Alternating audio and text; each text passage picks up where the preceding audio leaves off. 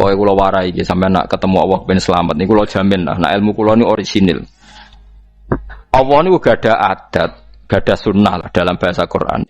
Perkara iku ana alamate. Dadi misale ana mendung, alamate napa? Udan. Terus Allah niku nggih damel sistem.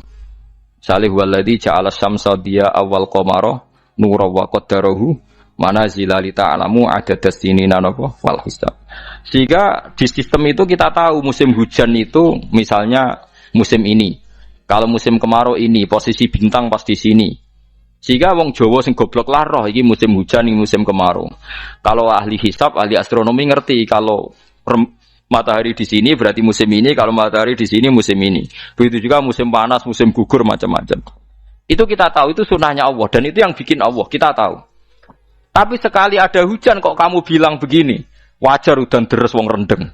Itu Allah tersinggung karena kamu nganggep udan itu jasane rendeng, ora jasane pangeran. Gak repot ngadepi pangeran. Ya memang begitu. Karena inginnya Allah manusia itu punya dua kecerdasan. Kecerdasan yang diciptakan nubuwah yaitu akidah dan kecerdasan yang diciptakan sains yaitu pengetahuan. Di kula terangno nggih cara mazhab Abu Hanifah banyu iku ora iso najis. Wes pokoke banyu iku nyucekno dadi ora iso napa? Najis. Tapi kalau dalam mazhab Syafi'i itu air yang tidak sampai 2 kolah. 2 kolah niku ukuran 1/4 itu sekira-kira 1 meter persegi, berarti kiri kanan atas bawah itu napa 1 meter niku pun 2 napa kula niku nak cari Imam Syafi'i jika air sebelum 2 kula itu kena najis sedikit rubah atau tidak rubah najis nggih. Tapi kalau terlalu banyak meskipun kena macam-macam tidak napa tidak najis. Terus ila mata ghayyara kecuali yang rubah. Di misalnya ada limbah, ada kubangan besar gitu yang beribu-ribu liter, tapi kok warnanya sudah warna coklat, ya kayak tinja macam-macam itu dihukumin apa? Najis. Tapi wis macam-macam malah mazhab dalam air. Tapi saya pastikan itu mazhab ulama. Saya pastikan itu mazhab ulama. Kalau teks hadisnya begini nih, monggo nak jenengan ape latihan ijtihad, kok menyesatkan ya ora apa-apa, sementing ini latihan. Jadi di Madinah, ini hadis di Musnad Ahmad. Di Madinah itu ada sumur, bukan sungai loh. Saya ulang lagi sumur, bukan sungai. Kalau sungai itu konotasinya kan luas, panjang, mengalir. Ini sumur, bener-bener apa? Sumur. Sumur, ya gede sumur enggak sepiro. Nabi itu wudu di situ, terus diingatkan ya Rasulullah, itu sumur dulu zaman sebelum engkau datang, sebelum ada Islam di sini, dipakai pembuangan jifah. Batang anjing dan nyuwun sewu kotoran orang haid. Ya kotoran orang haid. Terus saat itu Nabi ngendikan alma tahurun la yunajjisuhu syai'un. Kata Nabi yang namanya air itu menyucikan. Tidak pernah bisa kena najisnya. Alma tahurun la yunajjisuhu syai'un. Terus Nabi wudu. Ya sudah begitu. Ya sudah begitu sampe rasa bojiro-jiro no. Alhamdulillah hadisnya ngono. Ya kan ya, paham kan ya? Nah. Mana nek sampean ditangkleti. Kulon sering ditanya sama orang-orang Jakarta, "Gus, saya ini punya air langganan PDAM. Itu dikelola dari sungai ini. Padahal sungai ini mulai tinja sampai sapi tank macam-macam ya ke situ semua, Gus. Terus gak baunya karena kaporit. Itu gimana itu, Gus? Suci ndak itu?" Terus saya tanya, "Lah kamu pakai ndak?" "Ya sudah pakai, tapi tetap tanya hukumnya." Itu kan seperti yang di Jakarta itu kan misalnya yang diolah itu kan sungai macam-macam tuh, Gus. Lah itu yang limbah keluarga ya kalau untuk nyuci piring enggak apa-apa. Sapi tank macam-macam kan ke situ juga. Ya kan ya, cara kok istihad wi. Karena kalau menurut Syafi'i 2 kolah pun tidak ada pengaruhnya kalau terlalu banyak apa? Bahan yang apa? Najis, yang limbah itu yang najis. Ya jelas najis ya. Kalau teletong sapi kan ijek ono intikal madhab, rausul makul tohir. Kotoran hewan suci itu suci, masih banyak mazhab yang mengatakan bahwa kotoran barang suci itu suci, masih bisa intikal. Kalau kotoran manusia itu lebih kriminal, enggak ada mazhabnya itu. Jadi kotorane wedhus iku ana ulama sing darani suci, tapi nek kotorane ruhin gak ono. Nah, itu kan repot. Makanya kata sebagian ahli hadis, sebaiknya hadis itu tidak usah diijtihadi, pokoknya Nabi ngendikan begitu gitu. Ya sudah orang terus ya sudah begitu. Paham gitu terus seperti di sini misalnya yang di sini Gajah Wong itu kan atasannya sana mulai kali Code kan wong macam-macam. Mulai wong buang kotor air besar, air kecil kan lewat semua. Macam-macam. Makanya masalah air itu pokoknya sifatnya air itu ma'an tahura, sifatnya air itu mensucikan. Mensucikan itu dua dalam mazhab Syafi'i itu. Air dan tanah. Ya, air dan tanah. Terus sama Abu Hanifah ditambah satu. Ini kalau sampean coba tidak apa-apa, api. Makanya kalau ada boto, coroknya apa Mus? Boto ya. Boto bangunan apa? Boto. Itu kan kebanyakan kan kadang kan tipak buahan pletong itu kan ya. Terus dipakai boto. Dicampur-campur, diulet-ulet. Terus jadi apa? Boto. Cara mazhab Syafi'i tetap najis, dipakai masjid tidak bisa karena sebagian bahannya dari apa? Najis. Cara mazhab Hanafi suci karena sudah dibakar. Karena api itu termasuk alat mensucikan. Alasannya Imam Abu Hanifah, orang yang fasik-fasik itu nanti disucikan pakai api neraka. Berarti api itu bagian dari alat mensucikan. Jadi misalnya Ruhin mau sholat dibakar, sholat suci gitu. Karena api itu mensucikan. Buktinya orang-orang yang masuk neraka nanti sebelum masuk surga kalanya disucikan dengan api. Mana ada di neraka disucikan pakai air? Hanya kalau ada batu bata itu yang dipakai dari najis ya kemudian dibakar, itu berarti cara mazhab Hanafi suci. Alhamdulillah tuh. Jadi kita bikin masjid nyaman karena bahannya dianggap apa? Suci. Lewat apa? Lewat apa? Api tadi dia dibakar. Tapi yang ngeri ya. Nggih. Ben sampean ngerti mazhab gitu. Terus saya memang tak niati setiap saya ngaji entah 1 2 tak sisipkan hukum fikih karena fikih ini yang kita alami keseharian. Nggih, fikih ini yang kita alami napa? Keseharian. Makanya saya minta teks hadis tadi jangan rubah. Pokoknya ada sumur loh, tidak sungai. Sumur itu kan airnya tenang, tidak ngalir. Nyatanya Rasulullah sudah dilapuri. Ini batang-batang anjing dan bekas orang-orang haid, kotoran haid itu dibuang di situ ya Rasulullah. Terus Nabi menjawab, alma la yunajjis alma utahurun la yunajjisuhu syai'un. Terus orang-orang Syafi'iyah mentahmilkan dalam bahasa ijtihad itu dianggap itu mungkin sumurnya terlalu besar dan airnya terlalu apa? Banyak sehingga kotoran-kotoran itu tidak merubah warna. Tapi kata yang lain-lain masa yang bener aja gitu, masa banyu diam dimasuki kotoran gitu tidak apa? Rubah. Nah itu ya itulah ijtihad. Ijtihad itu ya. Ijtihad itu guyonannya kan gitu. Pendapat saya benar mungkin salah, pendapat Anda salah mungkin apa? Benar. Karena ya sama-sama mirip-mirip itu untuk menganalisis itu. Yang jelas Allah mensifati air itu ma'an tahura, bahwa air itu punya sifat dasar mensucikan. Wah, nak cara kula niku asal tidak terlalu ketok najis ngoten niku. Kaya PDAM ngoten niku, ngger gak ambu taek terus gak ambu apa nek suci ngoten mawon. Tapi kan asal usulnya di sana najis gini. Asal usul barang kok repot. Kula sering dibantai tiang-tiang sing terlalu napa was-was.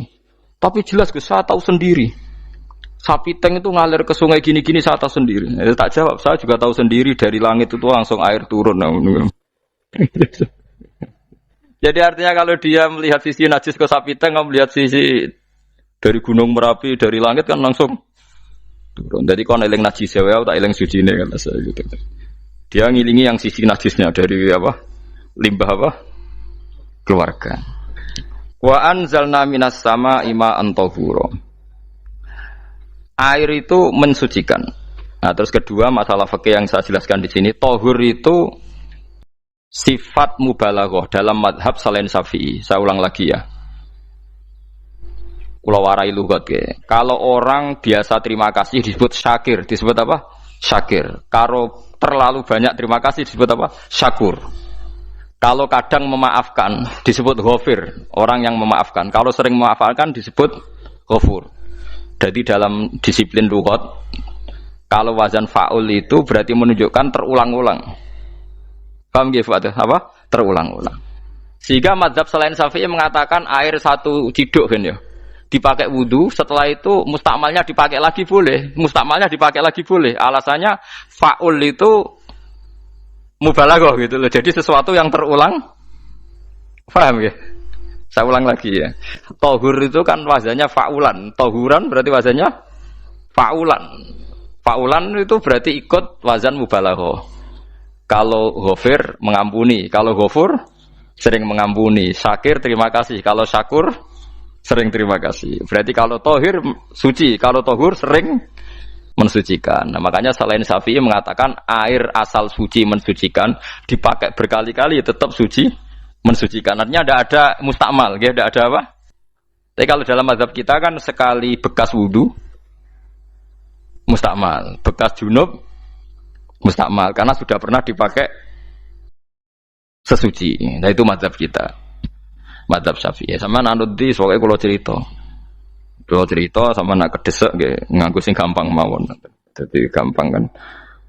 Ya masuk akal karena memang wazan fa'ulan itu untuk tadi untuk litakrir tadi untuk mengulang kayak ghafir nyepuro ghafurun sering nyepuro. Paham ya? Makanya orang itu kalau zalim itu ya zalim, kalau zalum banget zalime. Makanya disebut Quran wa kanal insanu zaluman jahula. Zalim itu zalim biasa, zaluman banget zalime. Jahil itu goblok biasa, jahulan banget gobloke. Berarti kalau tohuron banget nyuciin berarti diulang-ulang. Makanya mazhab lain mengatakan air itu tidak ada mustakmal. Dan saya kadang ya intikal mazhab begitu. Nah intikal gimana? Coba kalau di hotel itu mustakmal. Hotel itu kan kotaannya cilik toh kan. Tahu nggak hotel mari rohen. Kotaannya cilik. Terus kalau kita misalnya junub atau apa pakai ciduk itu kan tetap nyiprat Tomus. Nyiprat kena banyu di kotak yang cilik. Jadi kalau gak intikal mazhab pusing kan kita. Iya kan? Terus kemudian intikal lah suci guys. Takoki pangeran, kok mbok bolak-balik intikal mazhab Gusti. Jare sapa jare Gus Pak ngono takoki. Lah kowe muni kowe kok takoki malah pusing. Kayak Mbah Khalil Bangkalan itu. Kalau nalkin mayit itu masyhur Mbah Khalil Bangkalan. Tidak nalkin mayit itu. Yo kan yo, aku sibuk urusanku akeh. Takoki malaikat ngenteni Mbah Khalil. Tinggal mire. Sing ngono tok. Nalkin meneh. Ya dia soe nak takoki malaikat marbuka manabiuka ngenteni ketuane. Maksudnya ngenteni dekne. Ya sudah ditinggalin. Ya orang ditakoki wong dekne orang kabudut. Pokoke diwarai kabeh. Nah terakhir beliau rodok modern. Ngenteni ketua rombongan jadi nanti yang jawab itu ketua rombongan. Tapi aja tiru kan ngomong takoki malaikat ngentosi Gus Pak. Aku teko tutuki mawon Gusti. Tuan. Yakin muga rugen ngomong ngoten kula ngomong kan nangkir. Kamu tahu kan tugas standar Anda apa? Ya tugas standare mung kan nangkir nutuki Gus. Biasa wae. Biasa nutuki takkan apa? Nah itu mungkin bagian guyone wali ku jek mungkin. Kadang orang itu engkar ndak bisa. Yaitu tadi piye wae resmi teknya Allah tu yaumana kullu unasim bi imamihim. Nanti manusia dipanggil itu per ketuanya. Bukan per individu kesuwen. Jadi ada teori itu yang mungkin benar. Ya, teori itu yang mungkin benar karena kita nanti di mahsyar juga dipanggil ketuanya dulu. Jadi ya ma'asyarus syafi'iyah. Terus Imam Syafi'i disuruh maju ya ma'asyarul malikiyah.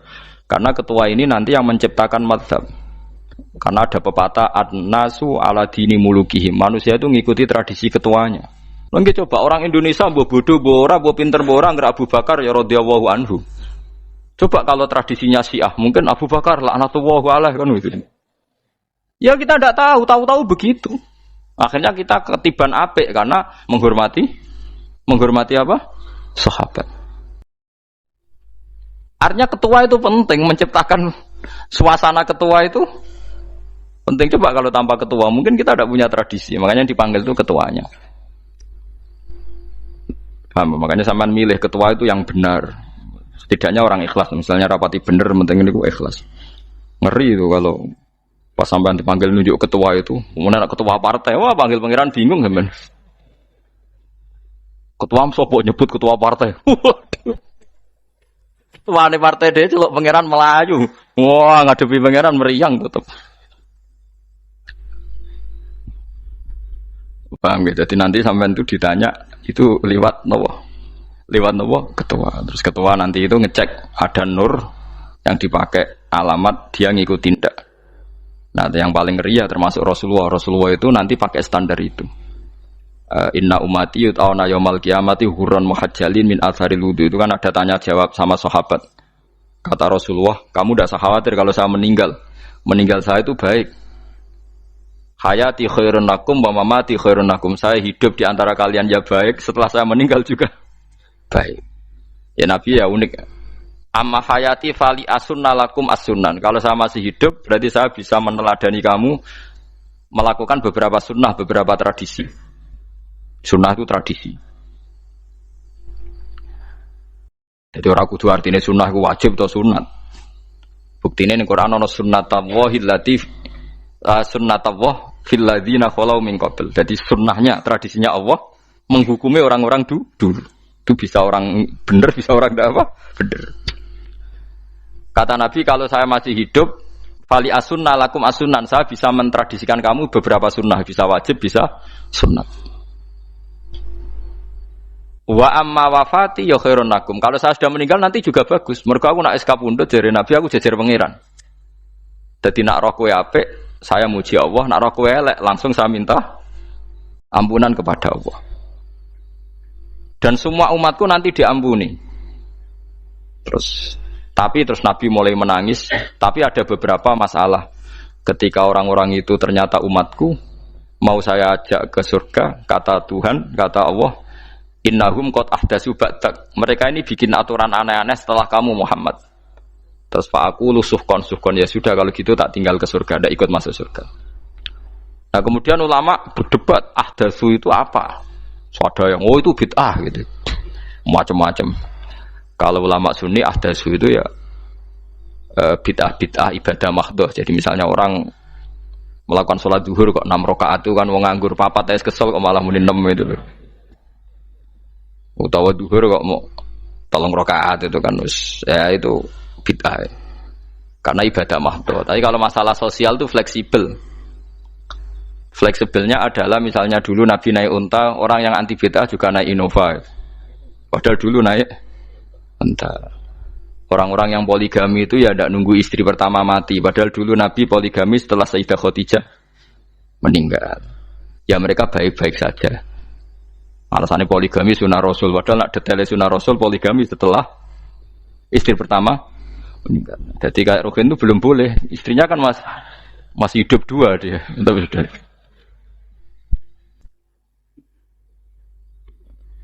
Nah, bahkan artinya kalau sampean memaksakan gitu, sampean kalau nggak percaya saya bacakan ayat. Wal khailah wal bihola wal hamira litarkabuha wazina. Kamu bisa naik kuda, naik onta, naik himar. Setelah kamu naik dan kamu tenang di atas punggungnya, litastawu ala zuhuri, tsumma tazkuru ni'mata rabbikum idza stawaitum 'alaihi wa taqulu subhanalladzi sakhkhara lana hadza ma kunna lahu mukrin.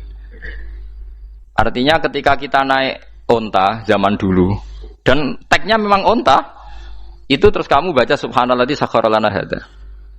Apakah sekarang kesunatan baca itu kalau yang ditumpai onta, sehingga kalau yang naik Innova tidak usah baca itu gitu. Wah aku numpakku ora onta kok dadi ora usah maca subhanalladzi apa sakhkhara lana. Dhisik Nabi maca iku mergo numpake onta. Ya ngajak goblok bareng to, mosok umat sepuh kanthi begitu itu. Makanya sensitif, bakas bid'ah ndak itu sensitif, tidak usah dibahas, biasa saja. Nek senak ra cocok ya diem aja. Sudah, sebenarnya ra cocok kalau sampai ngelakoni tapi tidak usah komentar karena jelimet. Saya pernah ditelepon orang, dimaki-maki. Orang Sidoarjo. Padahal wong Jawa Timur, ya aneh. Kan ada orang matur Rasulullah namanya Abdullah bin Amr. Ya Rasulullah, saya ini kuat Kuat puasa terus, kata Nabi jangan puasa 1 bulan 3 hari saja itu sama dengan 1 bulan penuh karena 1 puasa sama dengan 10. Masih balelo terus termasuk menyangkut Quran. Ya Rasulullah saya ini tiap hari khatam Quran, jangan 1 bulan sekali saja baru khatam. Enggak ya Rasulullah saya ini ingin sering khataman, ya sudah kalau gitu seminggu sekali sab'al layal. Saya lebih kuat ya Rasulullah 3 hari. 3 hari saja khatam sekali. Iqra'hu fi salasin kata Nabi. Ya Rasulullah saya lebih kuat ketimbang itu. Tidak ada yang lebih baik ketimbang itu kata Nabi. Kemudian orang itu anti semaan karena semaan itu kan 1 hari khatam. Paham ya? Maksudnya hadis tadi yang di Bukhari dipakai dalil anti apa? Semaan karena semaan itu 1 hari apa? Khatam. Lewat telepon pertama lewat santri saya terus lama-lama lewat telepon.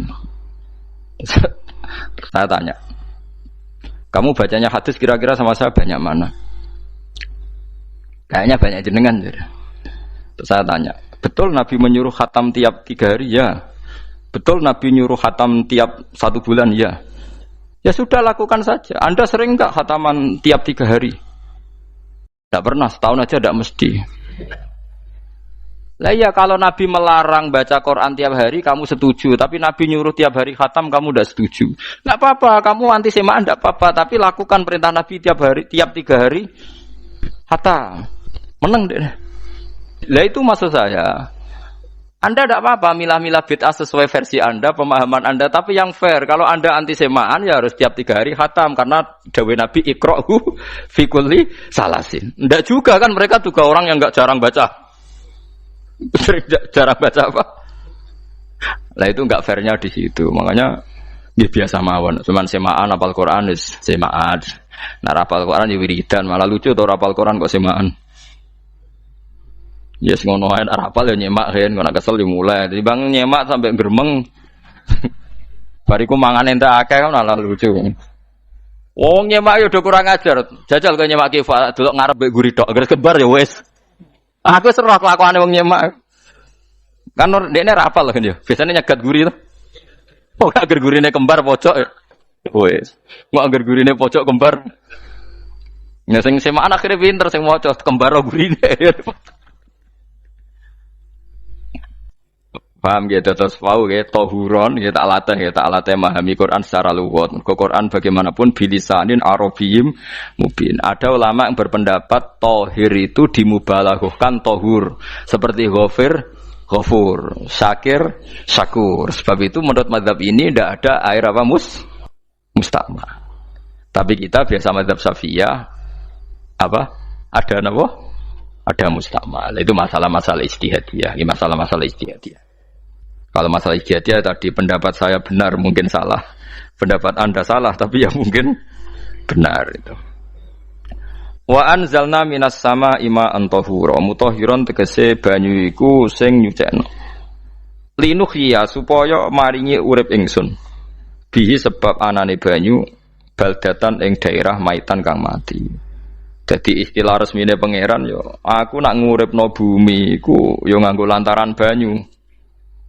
Dadi aja mbok soal pangeran kok butuh lantaran. Waduh repot. Mung Qur'ane pangeran dhewe istilahno aku nak nguripno bumi lewat lantaran banyu. Ya rasa mbok jero-jerokno. Pangeran kok butuh lantaran. Ndak usah lantaran lah ya iso, tapi nek Allah nganggo lantaran ya oleh ya aja terus Allah kok nganggo wasilah. Wah ya malah kacau. Ora usah ngono-ngono, ora usah mikir. Pokoke Qur'an diwaca ora usah dipikir, pun iman nonton mawon kok repot. Iman kok napa? Kok repot. Linuhya supaya ngurip-ngurip sapa ingsun bi sebab banyu baldatan ing negara atau daerah maitan kang mati. Jadi sampean jangan mengatakan kalau Allah untuk menghidupkan bumi butuh air ya keliru. Allah itu tidak butuh apa-apa. Nggih, Allah itu tidak butuh apa-apa. Tapi kalau Allah punya sunnah, punya adat menghidupkan bumi itu pakai air, ya Allah jangan kamu atur. Kira pangeran kok ngatur. Itu kan ada cerita di kitab-kitab itu termasuk di Ihya itu. Nabi Musa itu sok dekat Allah. Jadi enggak mau mimik obat. Membuktikan bahwa Allah itu tidak butuh wasilah. Aqaqir itu maknanya obat-obatan yang dari herbal itu bahasa Arabnya apa? Al-aqaqir. Dia setiap konsultasi sama dokter disuruh minum herbal itu. Nggak mau dia. Enggak, saya akan disembuhkan Allah langsung, enggak usah lewat obat apa herbal katanya. Tiap dokter ditanya jawabannya sama. Oh, dokter goblok. Kamu belum tahu ya kalau Allah itu tidak butuh wasilah. Malah marah-marah dia tuh. Akhirnya dia konsultasi langsung ke Tuhan. Apa betul ya Allah saya butuh minum akokir? Terus, lah kata dokter gimana? Karena herbal itu fungsinya gini-gini. Terus, saya Musa, sing gawe fungsi herbal ngono iku sapa? Nggih jenengan. Lah yo aku gawe fungsine ngono kowe ngombe kok ora gelem. Sing gawe ku ya aku. Jadi sing gawe bodrek ku nak kowe ngeluh, bodrek mandi sing gawe ku ya pangeran, rumangsamu sapa? Sing gawe ruhe nak bar kelon lega ya pangeran. Mangsamu sapa? Omane bojone ayu kan.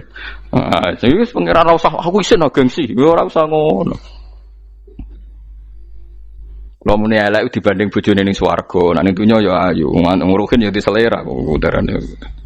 Paham gitu. Terus itu masalah yang enggak akan selesai ila yaumil qiyamah. Jadi ada cara pandang langsung Allah itu ya bisa. Tapi misalnya ada sunnatullah ya jangan kamu tentang. Termasuk Nabi Musa akhirnya Nabi Musa mau minum. Setelah minum sembuh.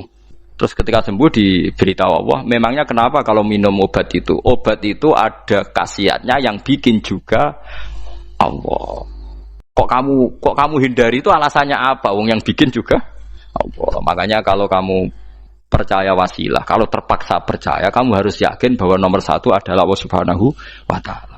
Kalau kamu takut orang itu syirik, ya gak apa-apa, kamu lawan, harus kamu lawan. Memang selera kamu begitu.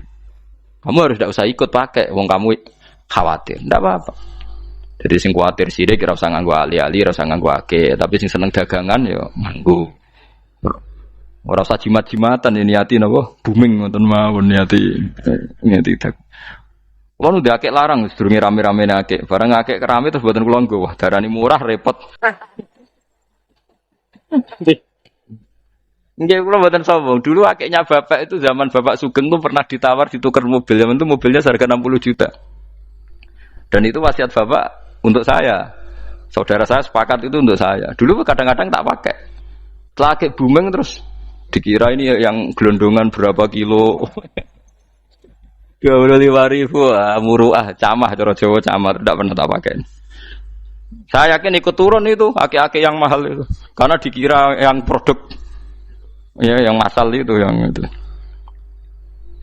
Paham gitu terus sampean biar tahu duduk perkara ini. Jadi tohur ya tohuron itu sifat mubalaghah. Tapi kalau dalam mazhab Syafi'i tohur itu ismul alat. Jadi tidak maknanya mengulang-ulang sehingga Imam Syafi'i tidak membolehkan wudu pakai air apa? Mustamal. Lah menurut hadis kayaknya benar Imam Syafi'i secara lahir. Karena Nabi ngendikan sisa air wudu itu membawa dosa Anda. Kata Nabi, jika seseorang wudu maka kotorannya keluar dari ajfan, dari pelapuk mata, dari apa sampai keluar dari mimbaini adzofirih, sampai keluar dari bawah-bawah apa? Kuku. Sehingga kalau air ini sudah membawa kotoran dosa Anda, berarti air ini kan sudah menjadi air kotor. Andai kan Anda mukasyafah, maka air ini sudah penuh dengan kotoran. Nggak mungkin air yang sudah penuh kotoran dipakai wudu lagi. Itu cara berpikir Imam Syafi'i. Ya sampean ikut mana ya? Ya gampang kan kalau keadaan normal ya ikut Syafi'i, kalau air banyak, kalau tidak normal ya ikut mazhab yang lain kan gampang. Gitu aja kok repot tuh.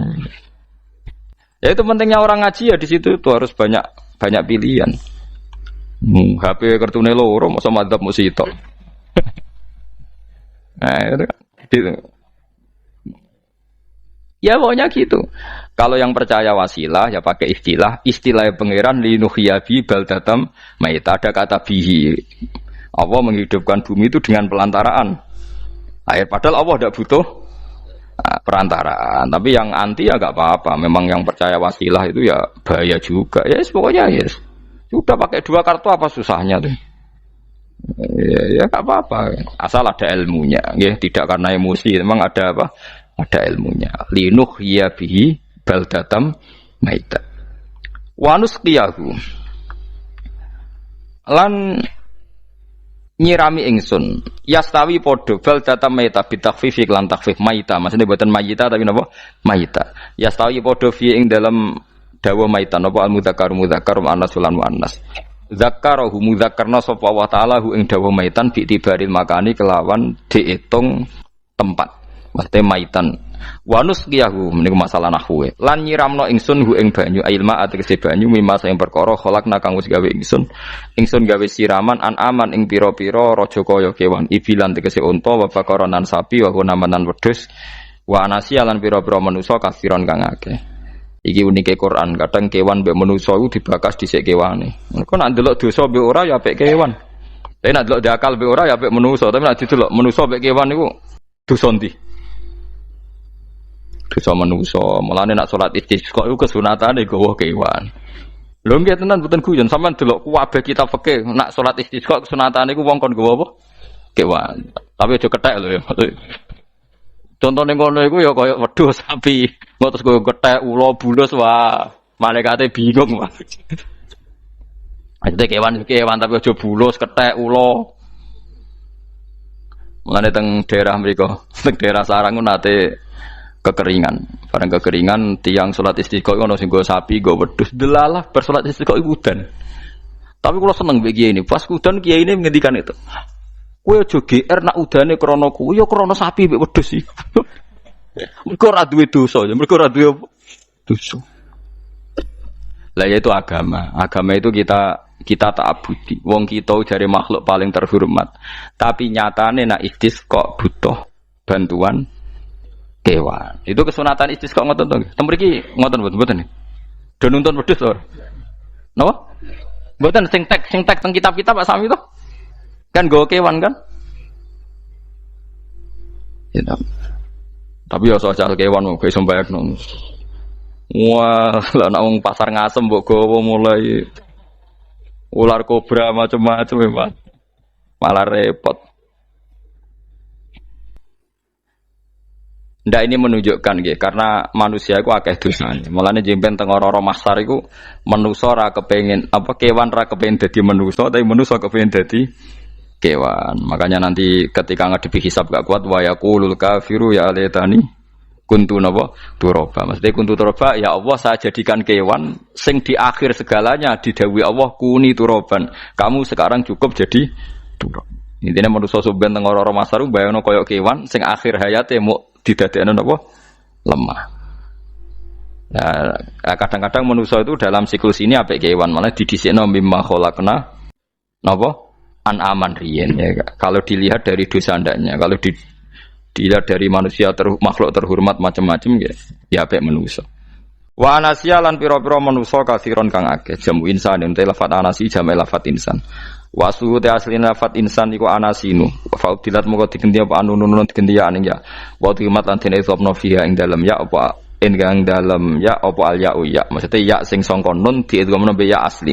Au jamu insin di jamu lafat insin. Walaqad tasarrafna lan teman-teman molak-malik ingsun to mutar-muter ingsun.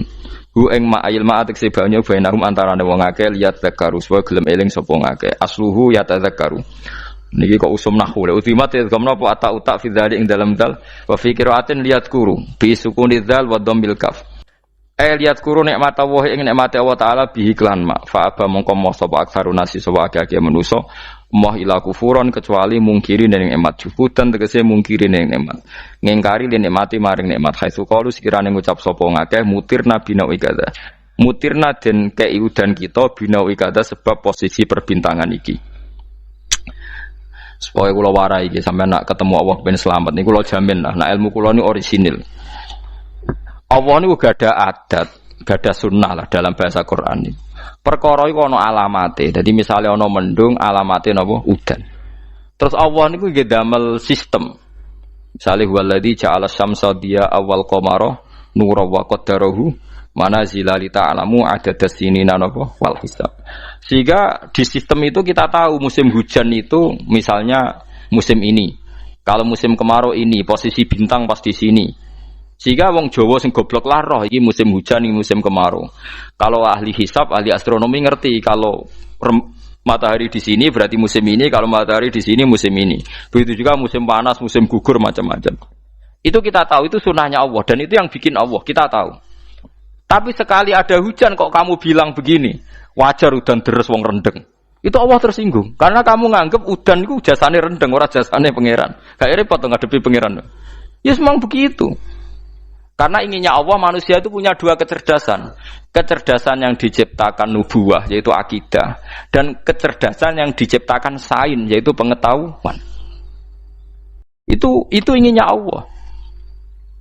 Jika menyangkut hisab dan ru'yah yang diperdebatkan oleh Muhammadiyah itu sebetulnya juga masalah sepele. Masalah sepele itu begini. Siapa sih yang mungkiri hisab? Wong hisab itu ya nasib pangeran li ta'lamu adada sinina wal hisab. Siapa sih yang mungkiri ru'yah? Wong ru'yah itu hadisnya sahih. Yasumu li ru'yati wa aftiru li ru'yati. Fa in humma 'alaikum fa akmilu iddata saban salasina yauman.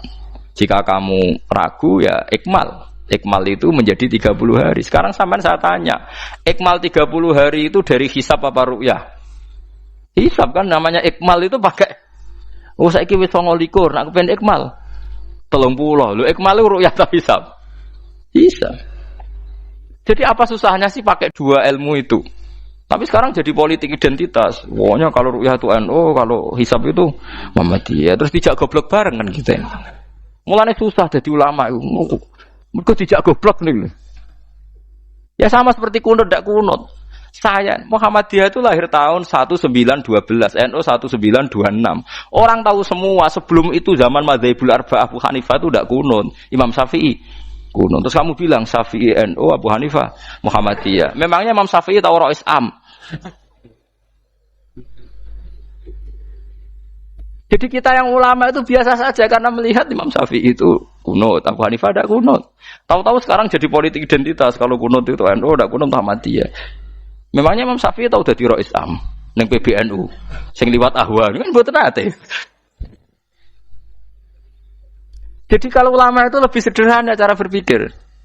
Ya sudah, hisab itu ilmunya Allah, ruya ilmunya Allah. Jadi misalnya dagang dihitung, kalau dihitung itu rasional berarti sain. Kalau tidak dihitung kok berarti jenenge kejutan ya enggak, kita pernah ngalami kita pernah ngalami dua-duanya kan. Dihitung ya pernah laba, kejutan ya pernah. Musim sulit dagang rugi ya biasa, kecengklok rugi kebodhon biasa, sama pernah anggap aja kalau rutin namanya sain sesuai hitungan pengetahuan. Kalau model ngono kejutannya selesai kan. Kok dibenturkan? Kejutan sama rutin itu absolut mana? Akurat mana? Ya ngajak goblok bareng. Paham ki biasa mawon wong sing seneng ilmu tuh ben biasa roh iku roh dojo ben. Ya ben biasa. Nah sekarang itu usum, anti ilmu itu usum. Yang usum sekarang itu politik nopo identitas. Kalau batik wong Yogyo, wah batik nasional berarti wong batik wong Indonesia, anak batik ra wong Indonesia. Jadi batik nopo? Pakaian nopo? Nasional. Ya wong golek hadis nganti ngelu kesunatan ibadah nggo klambi putih. Ora ono kesunatan ibadah nggo klambi nopo? Batik. Tapi nak kowe wong alim ben diarani klambi putih gak wajib, kudu kadang-kadang nganggo batik, nggo nunjukno nak nganggo putih iku. Saya itu seingat saya belum pernah ngaji gak pakai baju putih. Karena pikiranku sering ditanya, "Gus kowe wong alim ra tau joban." Nak joban koyo wong Arab. Nak batik kesane kok ora sunah Rasul seneng putih, setengah-tengah nganggo hem putih wis sunah Rasul tapi tetep Indonesia. Wis tak pikir nonton. Lah kan ra mikir nganggo batik. Tapi itu tadi, saya masih husnudzon. Jika jadi tren, nganggo klambi hem putih dianggap wajib, harus ada yang pakai batik untuk menunjukkan kalau ndak wajib. Lah mungkin dia termasuk begitu melok. Makome dekne iku wis nglurusno. Enggak tahu saya kalau. Oh itu berarti sudah tinggi, kelasnya sudah tinggi. Jadi menurut saya tengah-tengah ya pakai hem putih kalau sholat. Tengah-tengahnya adalah nak jubah terlalu Arab. Nak batik be Nabi ngendikan kesunatane ibadah itu pakai putih. Nganggo mori kok mati ya sudah sudah tengah-tengah. Menurut saya, sama ndak harus ikut saya. Tapi jika itu dianggap wajib, kadang-kadang jangan pakai putih. Seperti Jabir bin Abdullah itu terang-terangan sama tak ceritani. Dulu ketika Jabir bin Abdullah sahabat yang terkenal itu Jabir itu termasuk minas sabiqin al-awwalin itu. Jabir itu sholat di masjid itu bajunya dicopot. Terus sarongan itu dicancang di gulu. Kayak wong kuno-kuno. Sarongan sitok dicancang di gulu. Bawa baju diletakkan di sokol-sokol masjid. Setelah itu orang tabi'in melihat dia secara sinis. Tabi'in itu generasi setelah sahabat. Marah-marah ketika dimaki, masa engkau sahabatnya Nabi sholat bisa bin wahid, pakai baju satu ditancang bisa. Jabir mulai cerita, kamu jangan bilang pakai serban itu sunat, kamu jangan bilang pakai jubah sunat. Bagaimanapun menjadi sunat karena kamu punya. Sehingga kamu bilang sunat karena kamu punya. Dulu kita zaman Rasulullah masih hidup, kita semua itu tidak punya baju, punyanya satu. Hingga Nabi tidak berani mensunatkan pakai baju dua, kesunatan serban, karena kita hanya punya pakai baju satu. Kita harus mikir bagaimanapun di antara kesunatan itu karena kita mampu. Setelah tidak mampu, tidak ada sunat. Terus Jabir mulai marah-marah, termasuk yang diceritakan. Kalau kamu bungkus orang mati gimana? Ya tak bungkus utuh sampai sikil bedasi raketok. Ya kan ya, nah ini yang mati dibungkus sempurna tuh.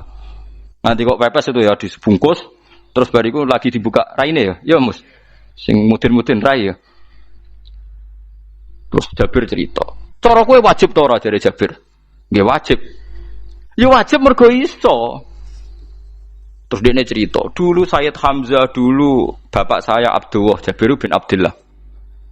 Itu saking enggak adanya baju. Itu nak ditutup sirahe mbek sarong, mboten kafan. Iku ketok sikile. Nak ditutup sikile ketok sirah. Akhirnya domatur Kanjeng Nabi kon nutupi sirah waj'al ala rijlihi sayan min izkhirin. Akhirnya sing sikile ditutup suket. Saking gak anane baju. Kowe saiki Islam wis jaya kecangkeman sithik-sithik muni sunat wis dimaki-maki mbek Jabir. Wis meneng ngejar. Terus terakhir ngendikan ngene, aku nglakoni iki liyaronil ahmak misluk, pancen tak jarak aku salat ngene iki bento-bento kowe ben roh. Nak dhisik jarak Islam ngene iki ya. Liyaroni al ahmak misluk, ahmak ku bento sing level tinggi, medium men. Itu ulama betul ya begitu. Saiki wong Islam jog tuku kurma gampang, sithik-sithik buka kurma, sunah Rasul mergo nganggo kurma. Ya perkarane ke kelar tuku, zaman kene Gunung Kidul melarat nganggo apa? Aneh-aneh iku. Makanya di fikih jelas, nek iso kurma, nek iso asal manis, nek iso asal gak nyolong titik wis. Kok cek repote hukum. Bagaimanapun kue kecangkeman muni sunan mergo mampu. Zaman kira mampu orang muni ngono padahal hukum iku wis dhisik-dhisik. Hukum itu baru apa sudah kemarin-kemarin? Wis meneng ae. Kula ge sering, ngger kula kan kiai, ngger but poso sering sowan kathah. Kadang sing sowan luwih mlete timbang kula. Gus kurma Gus, nggo apa? Nggih sunah Gus. Ah sunah mbahmu pangan kowe. Oh kiai mbok warai ra sopan to. Aku nak buka aku tegan namanya. Wah aneh-aneh ya. Namun di sunah dia ora usah kecangkeman. Lagi buka kurma pirang tahun, lebih kali tahun Gus. Umur piro? 40 Gus. 38 tahun gak anggo sunah lagi 2 tahun gegere gak karuan. Biasa saja. Dulu Nabi itu ya biasa. Nabi kalau zaman ngendikan yang ngeper sampai 4 kali. Kalau gak mampu ini, kalau gak mampu ini. Nabi kalau ngendikan ya gitu sampai diulang-ulang. Karena Nabi tahu tidak semua umatnya gampang mendapatkan itu. Misalnya kafaroh puasa 2 bulan nuntut, kalau tidak bisa ngasih makan orang miskin sekian, kalau tidak bisa gini sampai habis. Kulo ma'rufin sedekah, kalau tidak bisa ya Rasulullah firsana satin, sampai ludus gak usah siki tamrotin. Kalau gak bisa fabi kalimatin thayyibah, cangkem sing apik. Nek ra iso sementing aja merengut. Terakhir walau bitol qatin apa? Wajin. Itu lama mewarisi sekian kebaikan yang diajarkan Nabi, tidak terus dipatenkan satu ngel-ngel wong akeh. Kono apa ngekek kurma kok khutbah bareng sumpah. Wes pangan dhewe entekno. Ya ana sing sabar, wis kula tobat Gus mun mboten ngomong-ngomong ngono ya. Ya biasa saja kalau ingin sunah-sunah biasa saja. Dawe Nabi wal qasda tabluhu, kamu itu yang biasa saja. Biasa itu ya standar saja. Ya biasa. Jadi Nabi dulu kalau melakukan sunnah itu biasa. Sunnatun sanaha Rasulullah sallallahu alaihi wasallam. Ini sunnah yang dilakukan Nabi. Tapi di luar yang azimah. Azimah itu yang wajib atau fardhu ain itu sahabat biasa. Karena bagaimanapun kita bisa begini karena mampu. Seperti Jabir tadi, orang bisa sholat pakai serban, pakai jubah karena mampu. Zaman Nabi awal Islam. Sama lihat Bilal tuh, ada nak blodor gitu tuh. Sama lihat film Umar atau film-film Bilal. Itu memang nyata dulu itu la yajidu ahaduna illa sauban wahidan. Ndak ada yang kecuali punya baju apa? Sama dulu film-film, mulai versi seneng kitab sampai versi film itu sama. Bilal nak adzan ya blodor. Ora adzan di blodor gak sopan. Oh memang ya duwene klambi mok sitok iku. Adlok ceritane Sa'labah, bar salat salam langsung melayu. Berkali-kali yang bersalam melayu. Jebule apa genta kae? Ya Sa'labah bersolat ora witir melayu kenapa? Saya takoki ya Rasulullah, takoki Nabi. Sa'labah kata sahabat-sahabat kowe nak salat bar mulai langsung melayu. Ya Rasulullah, kami kula namung setunggal, istri saya di rumah aja utuh. Yo saking enggak adanya baju. Nah, saiki nang sunatno kon. Ya begitu. Makanya ketika Sayyidina Umar idza ausa Allah fa ausiu. Nanti kalau sudah jembar ya jembar. Nak lagi ruwet ya ruwet. Ya sudah biasa saja. Paham ya? Jadi kalau suwun misalnya malah yudroku kulu, la yudroku nopo kulu. Kalau tidak bisa semua jangan sama sekali. Jadi misalnya kita tidak bisa jubahan, tidak bisa serbanan mergo wong Arab. Supaya saya ndak keriting jubahan kok tonggo ya guyu. Paham ya? Wah aneh ngono. Kemudian nek ora kaji kok jubahan malah digugat wong akeh. Ya sudah pakai hem putih saja. Yang penting dua semangat sunnah putihnya misalnya. Ya tengah-tengah gitu. Tapi kalau kira-kira dianggap wajib ya kan ganti batik kayak Ruhin itu. Itu makomnya sudah itu tadi. Sudah tinggi sekali. Ya Nabi itu misalnya Nabi nyifati rambut yang baik itu yang lurus ngombak gitu. Sifatnya Dajjal itu keriting. Tapi kalau yang keriting ya enggak apa-apa. Bukan berarti wah keriting mirip Dajjal janda gitu. Ya itu kan Allah menunjukkan kekuasaan. Nanti kalau Allah bikin lurus semua dikira gak mampu bikin yang keriting. Ya sudah dibikinlah yang keriting. Ya sudah gitu biasa saja buatan berlebihan. Paham gitu. Jadi Nabi itu kalau ngendikan seingat saya ini hafal banyak hadis. Kalau ngendikan tuh sampai berkali-kali. Itu tadi mulai kalau sedekah pakai ini, kalau ndak mau sampai mulai firsana satin sambil wedhus ijek larang walau bisi kita mro separone kurma masih kadang ndak mampu fabi kalimatin thayyibah enggak mampu lagi ya soalnya tak sedekah walau bitol qoti wajin sedekahlah meskipun dengan ceria. Itu sirinya kenapa saya ngaji guyon karena paling ndak ceria itu happy. Coba kalau saya ngaji merengut meneng terus ketok nyesal terus sing ngaji kan mikir Gus bak kurang apa kita ngaji ku ono sing kurang. Oh, terus yang keduanya nafsir wah paling kurang sangune. Wah jadi repot. Mulane kula ngeten wis tak pikir, mang sampura tak pikir. Guyon kula mek sampean nangis mbon ndi ganjaran akeh ndi. Mergo guyon kula bi ilmen nangis sampean mikir utang. Jadi terakhir sedekah talqati wajhin, wajah yang ceria, yang happy. Kowe iki happy kan yo seneng, paling gak mikir nasibe kan. Kiai iku happy sebenes.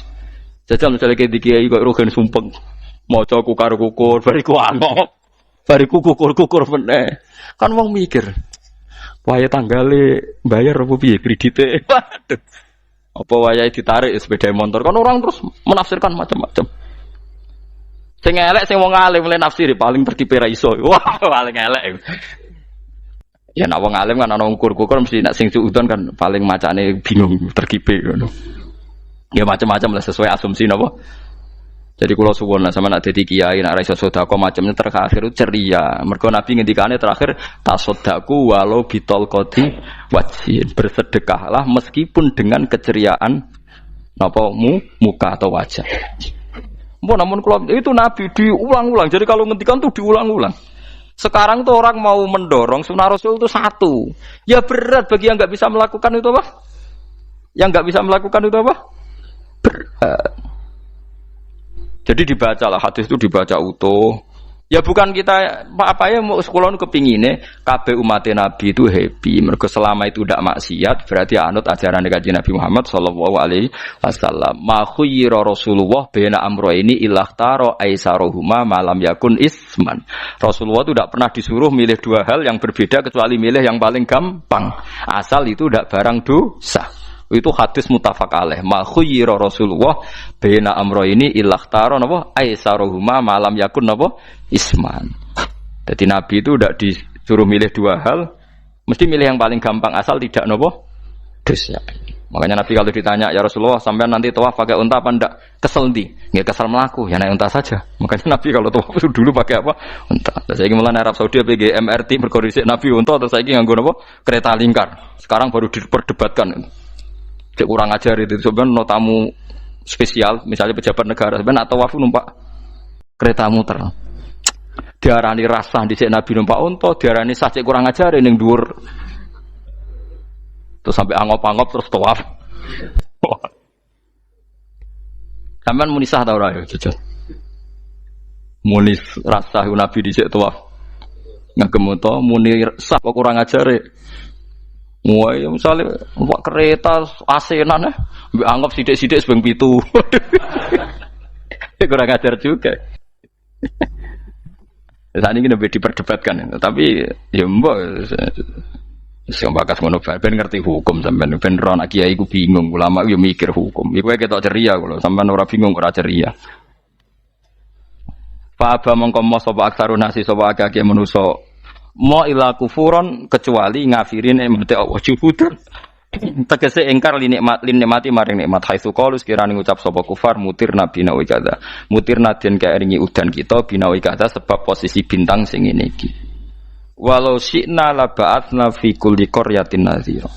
Walau syi'na umpama ngersakno ingsun Allah la ba'atsna yektine nugasno ingsun utawa ngutus ingsun fi kulli qaryatin. Ing dalam saben-saben daerah desa nadhiron ing wong sing ngelingno. Umpama Allah ngersakno kabeh desa ya nabi, tapi kok kakek nabi malah repot kan. Yukhawifu kang ngekeki peringatan sapa nabi ahlah ing penduduk Qaryah. Walakin ba'asnaka tetapi ini ngutus ingsun ka ing sira Muhammad ila ahlil qura maring kabeh penduduk kuliah sekabehane ahlil qura nadhiran khalidati nadhir khalidati nabi liya'zuma supaya gedhe apa ajruka ganjaran sira. Tapi kabeh nabi niku nggih wae Allah mampu mawon tiap desa dikai nabi, tapi Allah ndak melakukan itu, cukup nabi sitok terus kabeh iki kon anut Nabi Muhammad sallallahu alaihi wasallam. Mulane ana guyonan wong Arab wong Jawa apik endi? Apik wong Jawa aja. Wong Arab iku cara obat iku dosis tinggi, mulane dikirimi Nabi. Wong Jawa cukup mudin, cukup kiai wis Islam. Dadi rapati salah lah. Penyakitnya ringan, jadi diobati kiai iku wis dadi iman. Nah wong Arab kudu napa? Nabi. Berarti penyakit berat mbek ringan apik endi?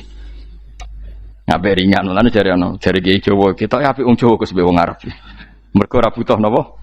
Nabi. Berarti dosisnya kan kecil ya, rendah. Sauni-unimu wis. Wong bingung, ngono kok omongane wong napa? Bingung. Lha opo nganalisis ngono barang. Ya wong nganggur iku repot. Pala tutik mongko aja nurut sira al kafirin ing pira-pira wong kafir fi hawahum ing dalam hawa nafsune kafirin. Jadi kalau aja anut wong kafir ning menyangkut hawa nafsu. Tapi nek menyangkut kebaikan wong kafir sing kita kadang kalah baik dalam hal sosial ya malah Allah kadang melehno kita mergo kok kalah mbek wong kafir. Nggih misale ngeten iki makanya Imam Suyuti nafsiri falatutil kafirin ai fi hawahum dalam hal yang bersifat hawa napa nafsu. Misalnya begini saya contohkan Allah melehno wong mukmin. Ada sahabat ketika perang itu tangannya terputus, kakinya juga terputus. Terus matur Rasulullah, ya Rasulullah gara-gara perang derekno engkau saya tangannya putus, kaki saya putus. Ternyata tidak diapresiasi sama Allah, malah disalahkan. Gini kok Allah terus nurono ayat iyam saskum korhun faqad masal qoma korhum misluh. Jika Anda luka karena perang, orang kafir pun luka. Wong kafir, wong gento wae wani luka demi kekafiran, kok kue wong Islam jari demi Allah ora wani luka. Jika masyhur di kalangan para ulama, nanti setiap kebaikan itu dibandingkan kezaliman. Ya saya ulang lagi, nanti setiap kebaikan itu dibandingkan kezaliman. Misalnya kita jadi kiai ora enak, ora gaji tetap, setepak-tepakan, kadang untuk duit, kadang ora. Enak jadi PNS, gajinya tetap. Nanti kita disalahkan Tuhan. Pedagang narkoba itu gajinya juga enggak tetap. Risikonya tinggi, ditangkap polisi, hukumannya mati, itu saja berani. Kowe nyai terima ngono rawani. Kowe tahajud ka nyeben, bengi-bengi tangi tahajud ka nyeben. Tukang maling ayam bengi-bengi tangi nyolong. Risikonya tinggi ya anyep wani. Jadi nanti kowe di depan Tuhan dimaki-maki, kesalehan kita akan dibandingkan kezaliman. Lan ana wong saleh diutangi dhuwit ora oleh medhit. Sebenarnya dibandingno maling mbek maling utang-utangan, wong saleh ora utang-utangan. Ya emang begitu. Nah itu yang dimaksud ayat intakunu ta'lamuna fa innahum ya'lamuna kama ta'lamun wa tarjuna minallah ma la yarjun. Jika kamu merasa sakit karena berjuang demi agama, orang-orang zalim juga sakit karena kezalimannya. Toh mereka berani. Coba jadi kiai bandar narkoba resikonya tinggi mana coba? Resiko jadi bandar narkoba, antar geng narkoba juga musuhan, takut ditangkap polisi. Jadi kiai paling ngomong hasud sidik-sidik, paling wong ngrasani. Kiai sawene ngomong tok, ora iso nglakoni, paling gitu. Padha kiai ini paling hasud. Ya sidik-sidik lah, paling srek. Kalau bandar narkoba gak cocok, nembak. Karena rivalitas mereka ekstrim. Jika kalau sampean cemen jadi kiai nanti ya diingatkan Allah dibandingkan orang apa? Zalim. Jadi eling-eling ya. Terus semua kesalahan kita, loyalitas kita pada agama nanti dibandingkan orang zalim karena mereka loyal sama pekerjaannya, sama kezalimannya. Enggak terus preman-preman nak belani konco wani mati. Kadang kiai santri belani kiai ini rapati wani mati. Wes repot preman-preman nak tobat wis repot. Kulo nu rada nyesal mek tobaté preman. Nak ana preman teng perapatan tobat. Niku terus nang masjid, men itikaf terus mbek wong sopan. Niku ora pas sajane. Nah, tobat itu tetep ning perapatan. Sing dhisik ganggu wong disingkirno. Dadi ku tobat tenan sehingga dhisik perapatan sing gawat dadi gak gawat. Mergo sing preman gawat diganti preman sing lunak. Ora terus ning masjid ya sing iki tetep diganti generasine ora. Mestine maksudnya mesti ora kok terus elek mboten mestine tobaté ngoten niku. Sayyidina Umar itu dulu itu menakut-nakuti orang Islam. Angger ana ndekne wong Islam wedi kabeh. Terus Abu Bakar ya wedi kabeh wedi. Suatu saat Rasulullah mlaku-mlaku ngerti Umar gulut ning ukat, menangan. Kata Rasulullah andekan yang Islam itu hebat Islam.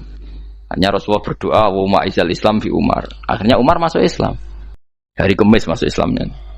Wis kira tau mikir to sak dinane niku lho sak dinane dongan Kamis masuk Islam Jumat. Ning omahe adike ning gone IP-ne. Mergo diwacana Quran surat Toha. Bareng Islam metuki Nabi, mohon walhasil bar Islam teng Zaid bin Arqam ning bene Nabi terus langsung marani omahe Abu Jahal ora terus ning masjid menenge mboten langsung marani Abu Jahal. Angger keganggu Nabi tak pateni. Bariku marani Abu Jahal, aku saiki wis Islam iki ganggu Nabi tak pateni. Gentenan wong kafir sing dhelik. Paham nggih? Dadi enak maksudnya. Lah misalnya terus Umar dadi sopan santun terus ketemu wong dilo, ketemu Abu Lahab monggo derek akhir. Wah. Artinya gak ada perubahan kan. Lan Ruhin mantan preman mboten kok tobaté ning kene ora roh. Mboten harus kiai dene. Mestine ngoten. Makanya Wahsy itu yang bunuh Sayyid siapa? Hamzah. Karena dia disuruh Hindun itu istrinya Abi Sufyan itu. Itu setelah membunuh Sayyid Hamzah dan dia Islam. Dan Nabi tidak siap melihat wajah Wahsy. Sumpahnya Wahsy apa? Saya bersumpah akan membunuh orang paling dibenci Rasulullah. Sebagaimana saya pernah membunuh orang paling dicintai Rasulullah. Terus tobatnya dia mateni Musailamah al-Kadzab. Wong sing ngaku Nabi ngarang Quran. Itu tuh sing mateni sinten? Wahsy. Dari Wahsy sebagaimana aku pernah membunuh orang paling dicintai Rasulullah. Tobat saya membunuh orang paling dibenci Rasulullah. Lha misalnya terus Wahsy tobat, terus sampean nyapu masjid, terus gak duwe selera tarung. Zaman kafir tarungnya tenanan, bareng Islam menyapu masjid. Bariku ngiseni jedinge, terus bareng dijak perang wedi wae repot. Ya niku ide kula tapi ora kudu nglakoni. Nek mau cerita ilmu sampean ora kudu nglakoni. Ya tugale wong preman brah-brah. Blojo narkoba entek akeh dilakoni, nggo judi diakoni. Sewengi orang preman itu kalau judi 2 juta 3 juta loh. Bareng tobat ngoboni masjid 10.000. Padahal donyane jek akeh. Mestine tobat yo. Saya zaman judi semalam 3 juta. Sekarang kalau pengajian atau ke masjid semalam 3 juta 100 lah minimal diluwei. Ora ya malah pas tobat nglebokno amplop masjid yo 10.000, kadang 2.000. Repot-repot. Tapi ya apik tobat, mesti cerita. Tidak begitu, mestinya berbanding. Paham nek sampean takok tobat itu cara ulama ki ngoten niku berbanding. Mulane riyen Khalid bin Walid itu jadi panglima perang Islam itu saya masih ingat makalahnya Khalid bin Walid, fakama anni aktsartul qatla fi kufri aktsartul qatla fi islami. Dulu ketika saya kafir adalah sangat banyak membunuh orang Islam. Perang Uhud kalah itu karena panglima orang kafir adalah Khalid. Dia cakap sekali dalam ngatur strategi perang. So Khalid itu utek elek kan, pikirannya ala sahabat yang menuso ruhin es kayak wong wedok ambek apa jenenge ghanimah mesti medun. Sahabat ora kabeh kaya aku kan ono kaya kue barang macam-macam. Gunung Uhud itu dhuwure mok sak musolane iki Jamira Gunung Uhud kaya Merapi niku mboten. Nah kaya Merapi amanah ning dhuwur tetep ra kenek, melayang to. Jadi Gunung Uhud itu dhuwure sak musolane mbok dhuwur pundi. Wong kula nate mriko bolak-balik kan gak bisa nek urung tahu. Kula kaya wong India dadi melok itikaf teng gunung lho. Uhud. Mbok piye dalile mbok ya ora roh. Lah itu Khalid bin Walid pinter, dia ketika kalah itu muter ke belakang terus ghanimah itu dilepas. Ya dulu itu dalam perang dulu tuh ghanimah itu kan perempuan sama apa? Ya sama barang-barang itu. Ketika dilepas itu dianggap sudah mengaku kalah. Ada sahabat yang ruhin itu udah akabir sahabat, ada sahabat papan atas, sahabat yang seperti itulah. Sahabat kebanyakan turun ternyata Khalid itu muter terus naik dari belakang. Pas sahabat turun, dia naik dari apa? Yo penak karek mana iko dhuwur, itu akhirnya kalah. Itu ya gara-gara strategi ini Khalid bin Walid. Nah terus dia bersumpah, saya bersumpah semua kecerdasan saya, semua kecanggihan saya akan saya gunakan untuk membela Islam. Nuklimake itu di perang Tabuk, di perang Yarmuk, di perang Tabuk. Itu di panglimani siapa saja yang ditunjuk Nabi itu kalah. Termasuk Ja'far bin Abi Thalib itu padahal panglima yang ditunjuk Nabi. Usamah ya kalah. Abdullah ya kalah.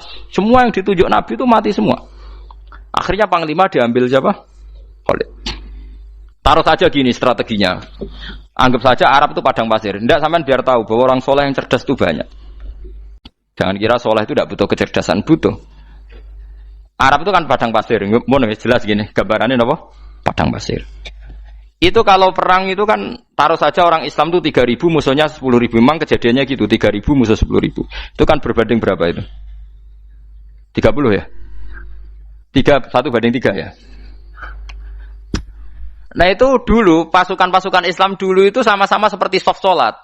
Jadi memanjang. Ya akhirnya perang itu kelihatan sekali mana yang sedikit, mana yang banyak. Habis Khalid strateginya dirubah. 100 orang di depan, anggap saja gitu. Pokoknya tak kayak gambaran coro Jawa paling gampang. Lagi maca kitabnya malah bingung loh. 100 pasukan kuda yang di depan itu disuruh negarkan kuda, disebut fal mughirati subha itu. Yang itu wal adiyati napa? Dobha fal mughirati subha itu. Ya, pokoknya anggap seperti itu. Fal muriyati apa? Qadha itu. Kuda yang 100 di depan disuruh menegarkan. Pokoknya kon gerak sehingga debu itu banyak bertebangan. Terus pasukan yang 3.000 itu disuruh memanjang sepanjang-panjangnya. Karena di depan ini ada tegaran kuda tadi, orang kafir yang di sana itu melihatnya ada bantuan datang baru. Wih, pasukan Islam teko wakeh, panjang lagi. Dikira jumlahnya itu sampai 50.000 lebih. Paham sih kalau maksudnya? Jika wong kafir melaju perkara ini tidak mungkin kita tandingi, orang Islam dapat bantuan baru padahal ya wonge podo. Mau dari setok dirubah. Nah misalnya sing mimpin Mustafa sembah jare mati ya syahid, mati kabeh wong Islam. Nah itu artinya dia masih ingat betul, saya dulu pernah menggunakan kecerdasan yang sama untuk mengalahkan umat Islam. Saya bersumpah kecerdasan yang sama akan saya gunakan untuk memenangkan Islam. Coba bayang nonton ning padang pasir 3.000 orang, yang 100 di depan negarno kuda supaya pandangan tidak begitu jelas. Terus yang belakangnya memanjang dari jauh kan kelihatan pasukan dapat bantuan baru. Padahal ya orangnya sama. Akhirnya orang kafir merasa wah nggak imbang. Kita ada imbang karena orang Islam dapat bantuan. Terus menang perang itu. Lah itu tobat bener gitu loh. Orang kok pas kafir cerdas, buareng Islam tobat nyapu masjid. Sebariku ngaji ngantuk. Padahal zaman kafir cerdas, memperdayakan ekonomi nganti sugih bergeder.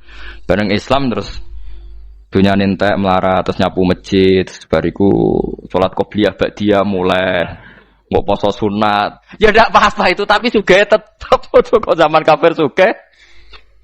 Zaman Islam kere, mestinya zaman Islam ya sugih terus kecerdasan dan hartanya untuk liizatil Islam wal muslimin. Mestinya, tapi ya enggak apa-apa kalau ada tobat model gitu ya enggak apa-apa.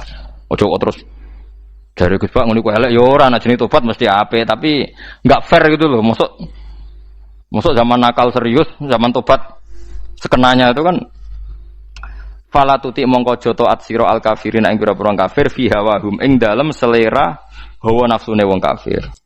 Wajahidhum lan merangi sirahum ing kufar.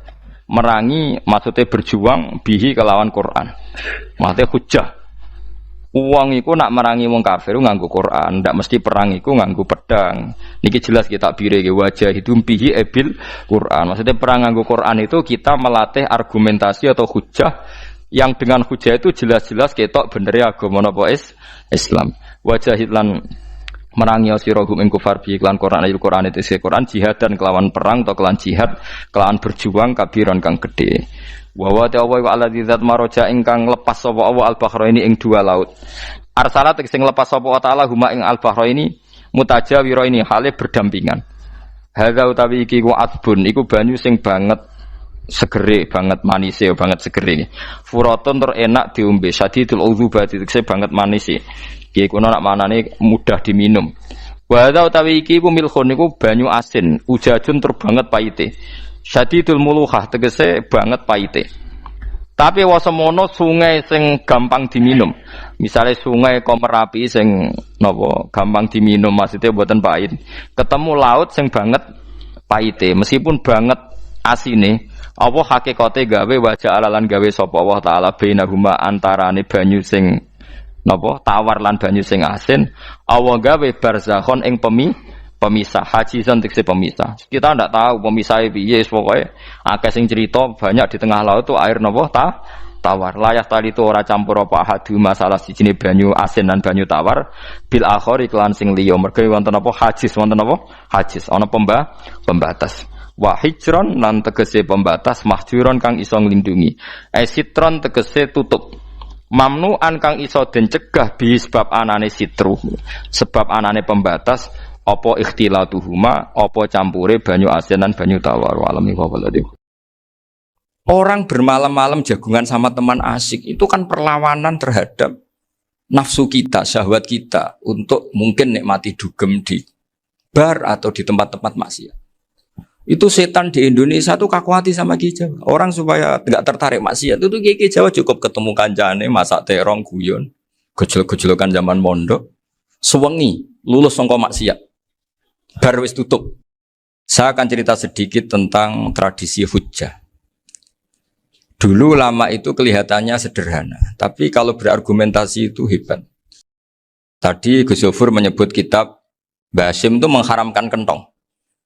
Beliau masyhur itu punya kitab namanya Al-Jasus an Tahrimin Nakus. Intinya kentong itu haram.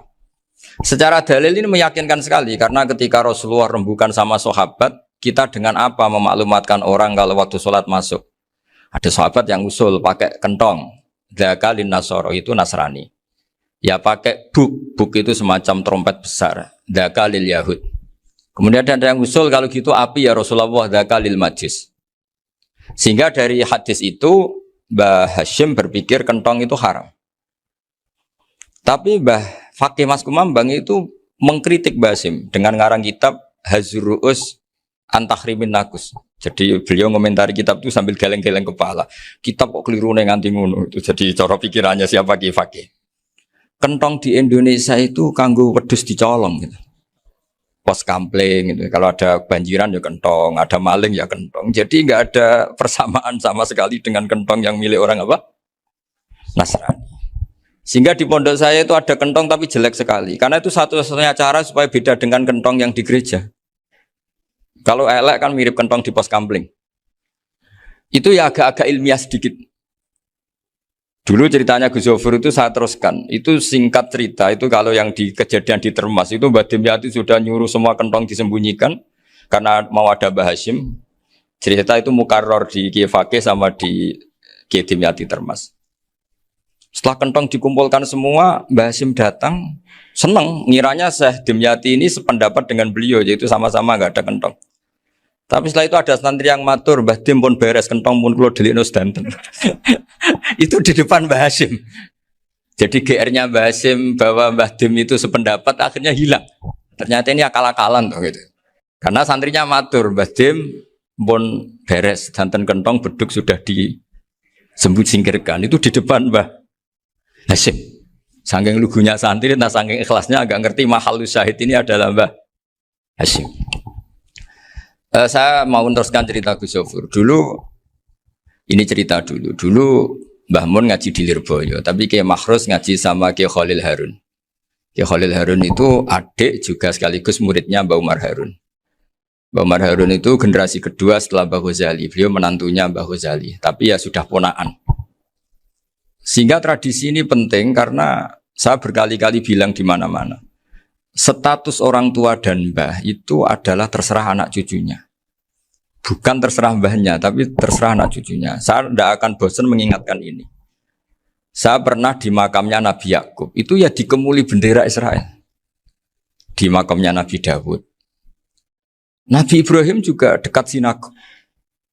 Sehingga Quran membela Nabi Ibrahim disebut maka anak Ibrahimu Yahudi wala Nasrani. Karena ketika beliau berposisi di Israel, kemudian penguasanya adalah Yahudi, bisa saja makam ini ditulisi dan distatuskan ala Yahudi.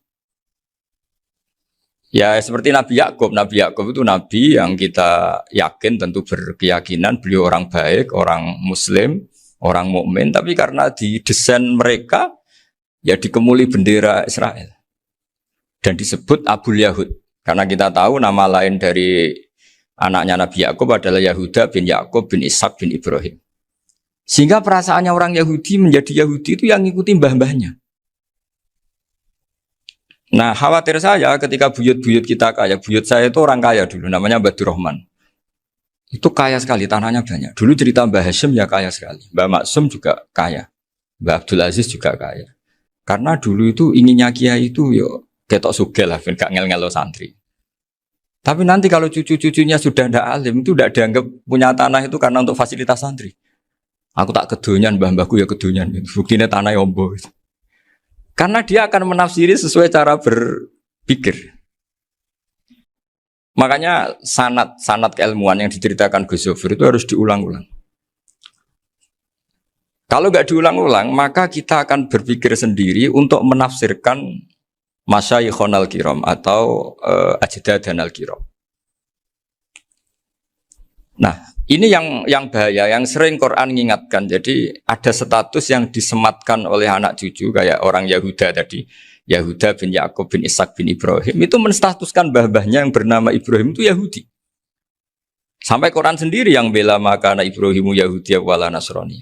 Karena secara geografis sekarang Ibrahim di Israel dan otoritas itu juga milik mereka sehingga mereka bisa masang-masang atribut yang menunjukkan kalau itu Yahudi.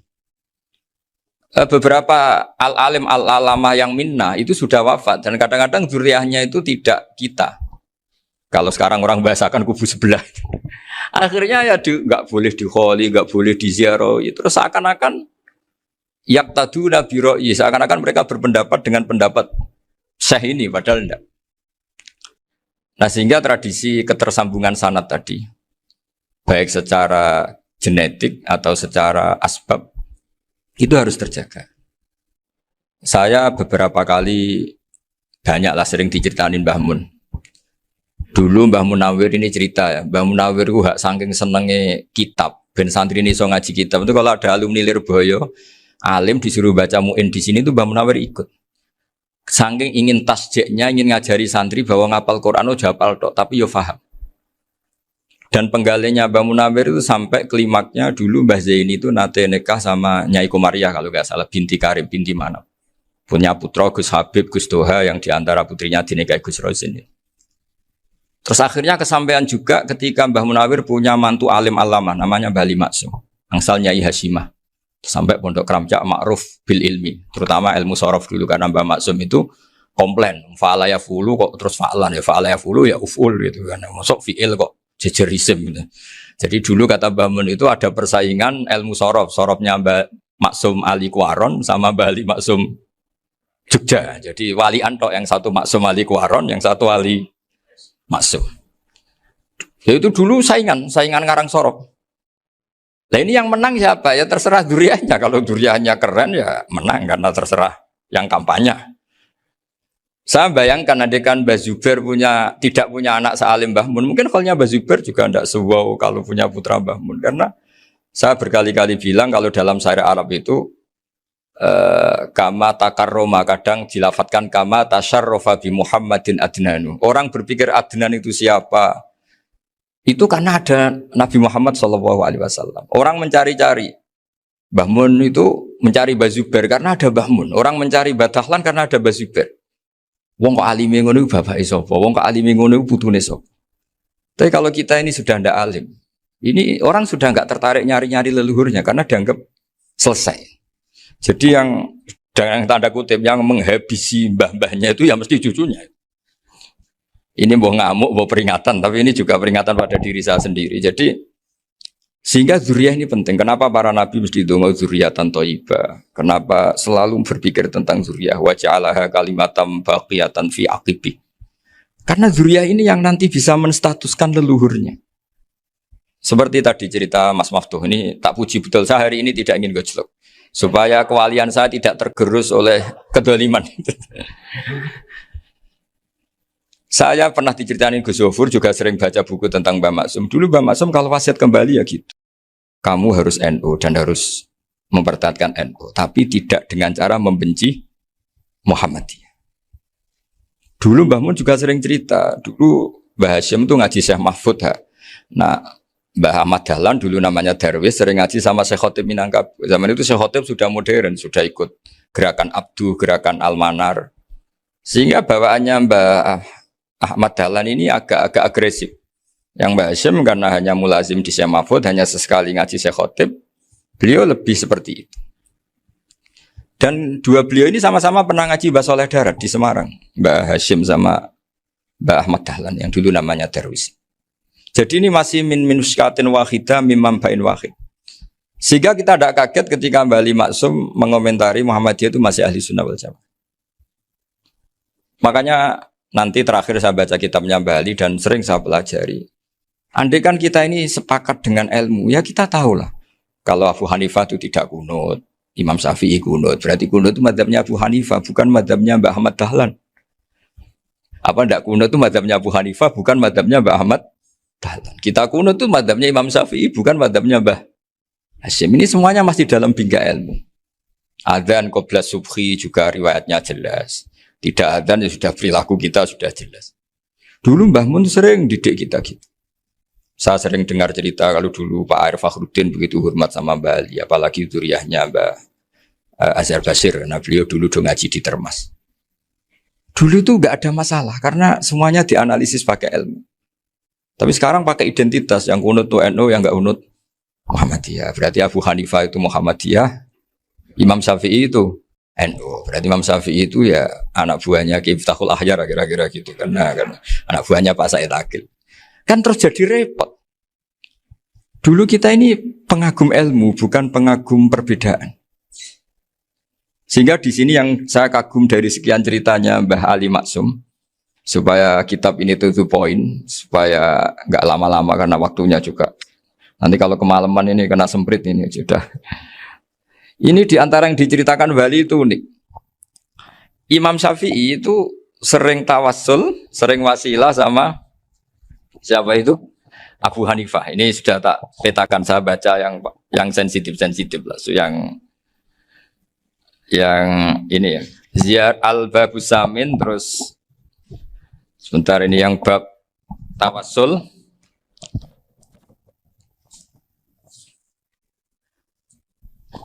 Ini di sini halaman 90, mungkin santri-santri kerap ya bisa ngecek lagi di kitab Hujjatul Ahli Sunnah.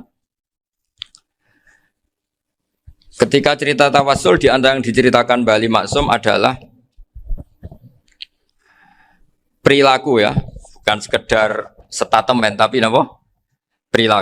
Perilakunya Imam Syafi'i atau ahwalnya kalau bahasa halusnya yang selalu ke makamnya Abu Hanifah untuk tawassul. Padahal Imam Syafi'i itu orang yang secara ilmu sering kritik Abu Hanifah. Jadi ini saya baca ini di halaman 100, jadi tawassul mulai halaman 9 berapa ini? Sampai halaman ini yang qala sami'tu Syafi'iyya yaqul inni la atabarraku bi Abi Hanifah wa aji'u ila qabri fi kulli yaumin za'iran. Fa idza uridat li hajatun shallaitu rak'atain halaman 100 waji'tu wa sa'altu wa ta'ala al hajat indahu fama taqudu anni hatta tuqda. Kana al Imam Syafi'i ayyama huwa bi Baghdad yatawassalu bil Imam Abi Hanifah yaji'u ila darihi fayusallimu alaihi wa yatawassalu ila Allah bihi fi qada'i hajati.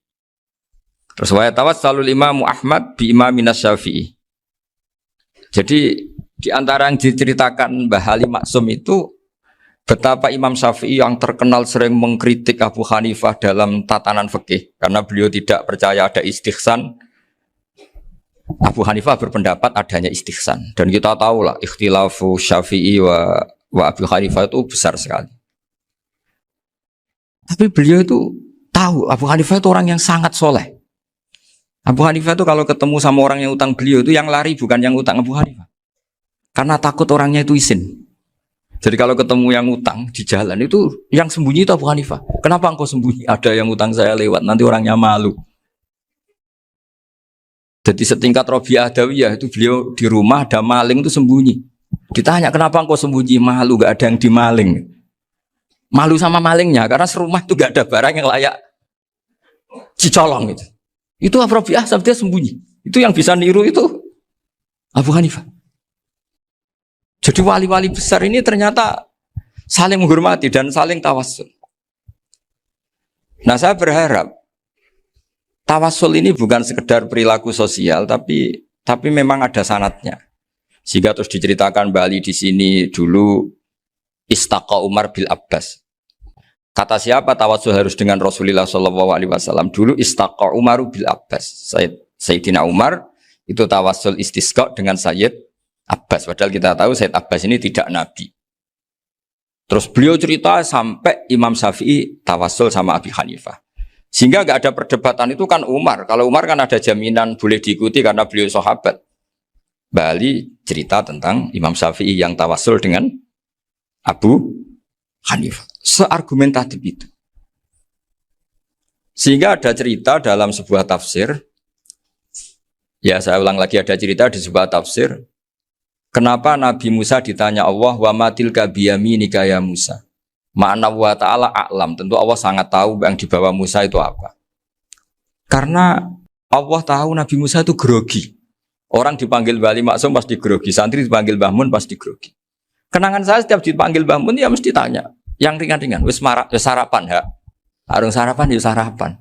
Pas sarapan ya kan. Tanduk mangan sing enak. Orang santri ora tau mangan enak. Ya tidak pernah ngomong yang penting. Ngendikan yang penting. Nah karena Nabi Musa ini grogi. Ini sebagian tafsir. Itu ditanya yang ringan, sahaku iku nggawa apa? Karena pertanyaannya ringan, Nabi Musa juga ringan. Ya Nabi Musa itu sampai lali, iku pangeran sing ya'lamu sirra wa akhfa. Diterangno. Niki tongkat Gusti. Gunane kathah Gusti tongkat iki. Qala ya aso ya atawakkau 'alaiha wa ahusyu biha 'ala ghanami wa liya fiha ma'arifu ukhra. Oh, tongkat Gusti niki penting mesti. Nggih nak. Nggih macam-macam lah Gusti. Atawakkau 'alaiha wa ahusyu biha 'ala ghanami kangge menghalokan wa. Masih terang terakhir dan yang lain-lain Gusti. Wal ya fiha ma'arifu ukhra. Sehingga akhirnya rileks. Karena Nabi Musa terus ngerti. Ternyata ketemu pangeran itu gak seserem yang saya bayangkan gitu. Pertanyaannya ringan. Itu ada ilmunya. Tapi cerita ini yang versi tafsir ini tidak yang seperti di Manaqibul Ghazali.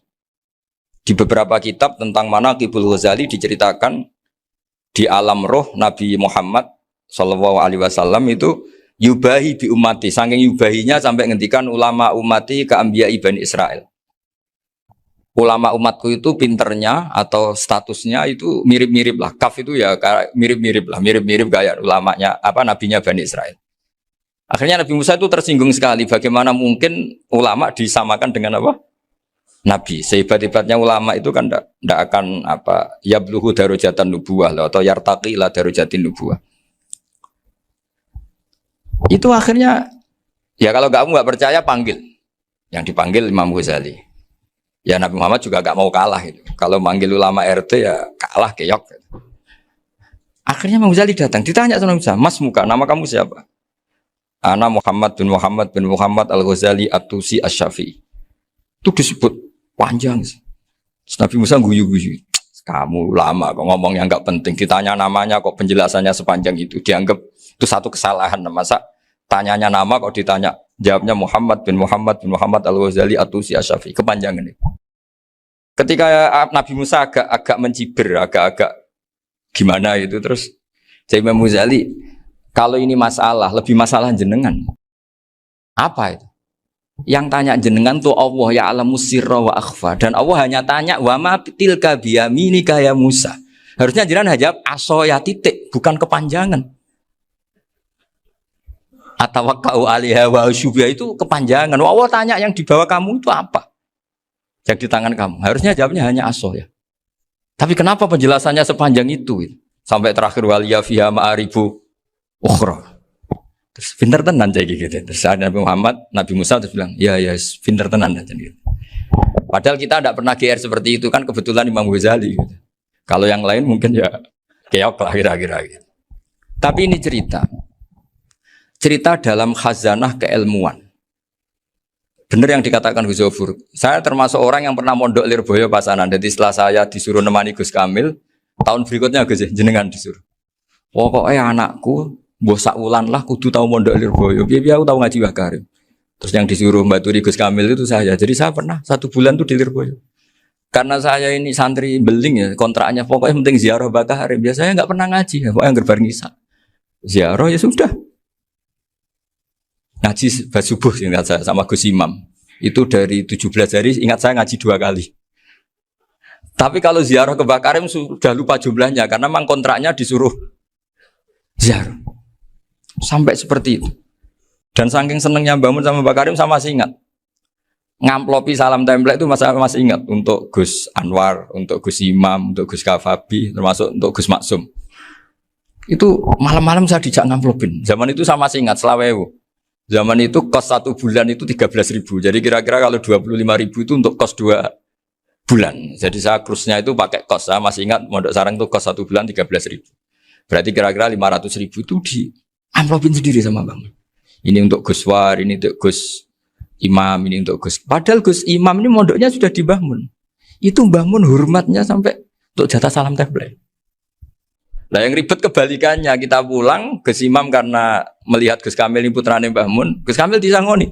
Saya juga disangoni karena Gus Imam dulu ngaji juga sama Pak D saya, sama keluarga saya. Itu kata Gus Kamil setelah keluar, mau kamu nih gue abal, berarti gue aku. Karena ini penting, ini kalau sampai dianggap tukar guling, ribet deh. Jadi ditakwil sendiri lah, mau kamu nih gue abal ya, boten wis, yes berarti halal. Tapi sama Mbah Mun ya ditanya. Ditanyanya bukan apa karena untuk meneruskan tradisi bahwa kalau kiai ketemu itu ya saling memberi hadiah, saling itu sudah faqatimu baina adena juakum apa? Sedekah.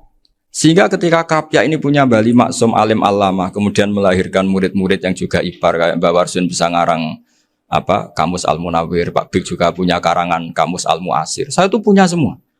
Karena ini adalah buah dari bahwa kita ini tidak kalah sama produk-produk yang di sana. Bahwa produk di kita ini sudah cukup untuk mengantarkan orang menjadi alim alama. Dulu Mbah Zubair ke Mekah ya sudah alim alama. Gus Zofur ke Al-Azhar sudah alim. Semua teman-teman kita ke Mekah itu sudah alim semua. Padahal produk mondoknya ya tadi. Mau digojlok kiai ini, terus mangkel keamanan biasanya. Biasanya musuh besar pondok itu keamanan. Jadi bukan berarti gojlok ibunya Gus Maftuh enggak. Biasanya keamanan itu musuhnya apa? Banyak. Itu tradisi keilmuan itu harus dijaga dengan hujjah dan dengan tadwin, dengan pembukuan. Saya punya sekian cerita ya. Misalnya dulu kita mungkin iskal itu janggal. Kenapa sih orang Islam tukaran sama orang Islam? Sehingga di antara doa Nabi yang enggak dikabulkan Allah, enggak boleh dikabulkan sama Allah nggak boleh, bukan berarti nggak mustajab. Redaksinya famana aniha, memang nggak boleh. Redaksinya bukan falam yastajib lahu, tapi famana aniha. Di Al-Marrah As-Salisa ini Nabi dilarang. yaitu melarang umat Islam itu jangan sampai tukaran sama umat Islam sendiri. Itu kata Allah, ya tidak bisa kata Allah, kalau itu tidak saya kabulkan. Itu dulu guru-guru kita nyontohkan sederhana. Kira-kira kalau saya tukaran wek Gus Zofuru, Mbah Mun luwih ikhlas dibanding ditukari wong liya. Nak ana kakak ditabuk adik, wong tua luwih ikhlas dibanding ditabuk tangga. Barokahnya membaca kita lebih mentoleransi. Kalau ada Mbah Hashim dikritik Mbah Fakih Mas Kumambang, kita ikhlas itu. Tidak dikritik guru PAUD, itu kan. Atau dikritik orang-orang yang nggak bisa ngaji. Artinya ternyata keliru kita bilang kiai kok tukaran. Justru bagus kiai tukaran. Dibanding kiai dikritik guru PAUD atau dikritik orang-orang yang nggak bisa baca kitab. Akhirnya barokahnya baca kita menjadi tahu.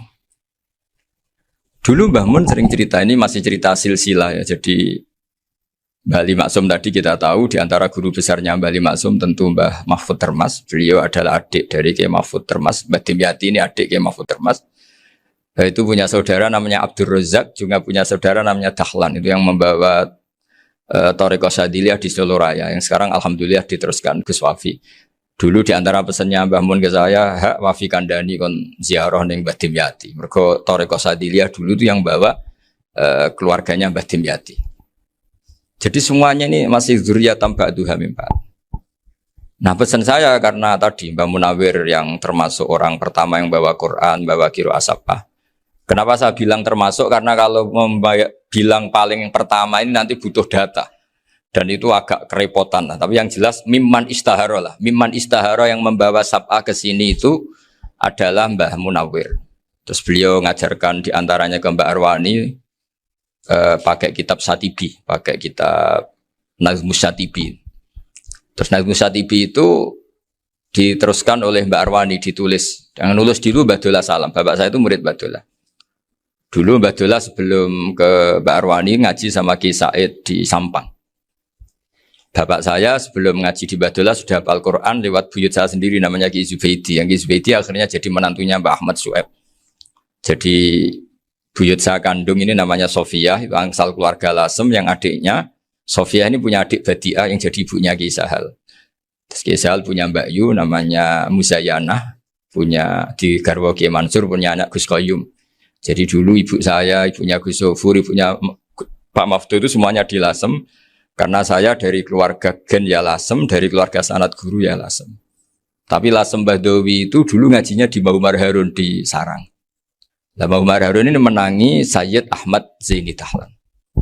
Sayyid Zaini Ahmad Zaini Dahlan ini punya cucu keempat yang hidup di Sedan. Terus makamnya di Lasem. Namanya Habib Haidar. Itu yang nulis biografinya Mbah Maksum. Mbah Maksum bukan Bali. Biografinya Mbah Maksum. Itu ditulis oleh Habib Haidar. Namanya Haidar bin Hasan bin Sodaqoh bin Ahmad Zaini Dahlan. Nah, Habib Haidar ini menantunya Sayyid Hamzah Sato. Hamzah Sato itu Hamzah bin Abdullah bin Umar. Itu kakaknya Sayyid Abi Bakar Sato, Sohibul I'anah. Nah, Sayyid Umar ini yang dulu ngajari mbahnya Mbah Mun namanya Ahmad bin Su'eb. Nah, di antara ajarannya adalah baca kitab-kitab kecil yang bisa dihafal. Dibawalah ke sarang jadi metode muhafadzah. Tapi kemudian lama-lama oleh pondok itu jadi syarat kenaikan kelas. Dulu gak ada muhafadzah untuk kenaikan kelas ya, supaya orang alim itu harus hafal. Lama-lama dipakai syarat untuk muhafadzah. Jadi semua ini sanad harus kita ingat supaya kita bisa menjaga tradisi. Termasuk tradisi ini kiai seneng jagungan, terus ngomong penting. Itu juga sanad. Setahu saya Mbah Mun itu kalau ketemu bapak ya guyon terus. Saya punya kenangan tuh yang dulu agak iskal tuh begini. Ada isu lah, entah isu entah hoax entah apa, ada kaji itu agak beling itu, pokoknya beling lah. Seneng siapa itu, rondo lah apa. Pokoknya beling. Ketika Mbah Mun dilaporin tamu kalau kaji itu beling sama rondo itu, Mbah Mun tanyanya lucu. Lu ayu no cung, wahyu banget Mbah. Wahyu. Itu bapak juga bakas ayu nih. Dulu saya sekali ini kiai kok bakas wong ayu, bakas budine barang lah kira-kira gitu. Tapi setelah saya tambah alim, tambah ngerti itu, kata bapak gini, ya abek bakas ayu hak timbang iya no malah qadzaf. Ternyata seni. Sekali Mbah Mun atau bapak bilang, waji kok zino kaji, maka larinya ke qadzaf. Maka menghindari bahasa menuduh, ngomong yang enggak penting. Loh ayu no. Jadi kiai dulu tuh orang sok suci tapi menghindari hal-hal yang Jadi punya seni untuk ngelola kehidupan. Orang bermalam-malam jagungan sama teman asik itu kan perlawanan terhadap nafsu kita, syahwat kita untuk mungkin nikmati dugem di bar atau di tempat-tempat maksiat. Itu setan di Indonesia tuh kakuati sama Ki Jawa. Orang supaya nggak tertarik maksiat itu Ki Jawa cukup ketemu kancane masak terong guyon, gejol-gejolokan zaman mondok, sewengi lulus sangka maksiat. Bar wis tutup.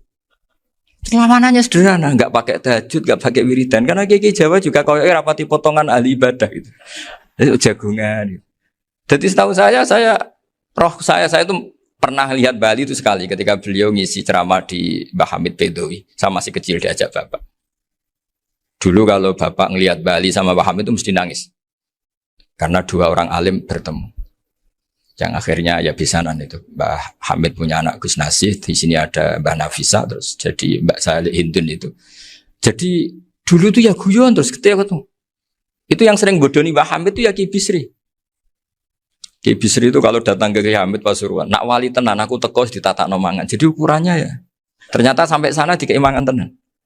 Masih belum mengakui, kan nak wali tenan aku kiai rung di mobil, dongakno aku di mobil. Sudah kalah satu seri itu masih gak terima.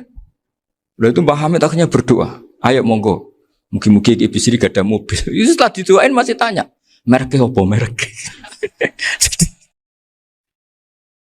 Itu Mbah Hamid jawab, yo paling Holden itu, paling Holden. Itu nyari mobil itu ya adalah dapatnya Holden. Suatu saat Mbah Bisri diundang Mbah Hamid gak dikasih bisar, karena utangnya sudah banyak Mbah Hamid, Mbah Bisri ini utang tadi, utang doa tadi. Itu ya gak dikasih besar, ya gak mau kesang apa-apa kelambimu kayak aku. Didol sama muhibbinya Mbah Hamid, itu harganya melebihi jatah bisaroh. Ketemu Mbah Hamid, Kang, susu Kang, mergo. Jadi dulu itu rileks, makanya ini yang diceritakan ke Zofur. Sebetulnya kalau kiai-kiai itu bersanat itu ya rileks, hidupnya itu rileks. Karena rileks ini perlawanan terhadap kemungkaran. Saya dulu musyawarah sering sama Gus Zofur usul fikih. Itu jelas di antara yang ditulis Lubil Usul itu. Ya kita tahu tadi misalnya sanad usul fikih, Mbah Ber itu sangat al-usuli, Kiai Zubair Dahlan, abahnya Mbah Mun.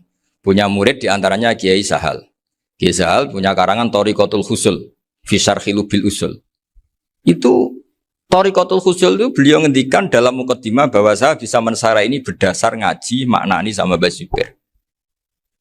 Terus beliau mengutip sarah itu dari kitab Nailul Ma'mul. Beliau ngendikan binus khotin khotiyah ghairi matbu'ah. Dan itu ditemukan di Kiai Mansur di Lasem, karena Kiai Mansur iparnya Mbah Sahal. Mansur bin Khalil itu di antara katibnya Syekh Mahfud. Jadi semuanya ini sambung. Mbah Ber saking ahli usul fikihnya, kalau ngajar usul fikih itu kalau guyon takriran saya ini lebih memahamkan ketimbang sarah. Ya sudah, terus Mbah Zubair Kiai Fakih, terus Syekh Mahfud. Di sini Syekh Mahfud termasuk orang yang dekat Mbah Munawir, sampai putrane Mbah Mahfud namanya Gus Muhammad dibawa Mbah Munawir, kemudian mondok di Termas diantaranya, terus dinikah jadi menantunya kalau nggak salah Haji Taslim di Betengan, kemudian sekarang juriannya Mbah Mahfud di Betengan. Ini nggak boleh hilang secara seperti itu. Diantara di usul fikih diterangkan, ketika diantara 5 hukum itu ada yang bernama mubah. Mubah itu boleh dilakukan, boleh ditinggalkan, dan kalau dilakukan ya tidak berpahala, tidak disiksa. Itu ada ulama yang protes. Protes nggak bisa seperti itu. Itsma min mubahin ila wa tahaqqaqu bihi tarku haramimma. Fa'il zamu minas sukun tarkul qatli wa minas sukut tarkul qadaf. Tidak bisa, mubah itu tidak ada. Kalau kiai jagungan semalaman, itu Allah ngitungnya itu hada taroka dugem, wahada taroka delok dangdut, wahada taroka kada wakada. Oh, itu luar biasa. Dan kita ngikuti yang seperti itu saja. Gak usah tahajud, gak usah witir telulas, kaya ora kuat timbang gremeng. Sewengi jagungan, setan ngenteni kita tergoda maksiat, ternyata maksiatnya sampai tutup, kiainya masih apa? Jagungan. Jadi jagungan saja ada ilmunya bahwa itu perlawanan terhadap tarkul ma'asi. Sehingga bagaimana Anda katakan mubah ini mubah, toh gunanya adalah tarkul haram. Meskipun efek mubah juga bisa tarkul wajib, wae bojo blonjo turu. Karena Wayang ngurmati ibuke turu. Itu halal wajib. Jadi mubah itu resikonya ya bisa tarkul wajib, bisa tarkul haram. Sehingga kalau sanad ini terjaga secara baik, secara kultur, saya sering juga sakuan sama Gus Yofur itu mesti tak niati gitu. Jagungan wong alim gue ibadah dan menikmati ibadah adalah dabul auliya wa dabul ulama. Kata Imam Ghazali, pada akhirnya waqud buhadatin al istilzat bil mubahat. Kata Imam Ghazali, pada akhirnya qutbu hadaddin, madaru hadaddin, pokok dari agama ini adalah melawan kemaksiatan dengan kita menikmati al-istidzat bimubah. Kita menikmati sesuatu yang dibolehkan Allah Subhanahu wa taala. Dan seperti ini itu bisa qasmu dhuhri syaitan, bisa menghancurkan punggungnya setan. Karena kalau melawan setan dengan ibadah ini kadang kita capek selain isra potongan.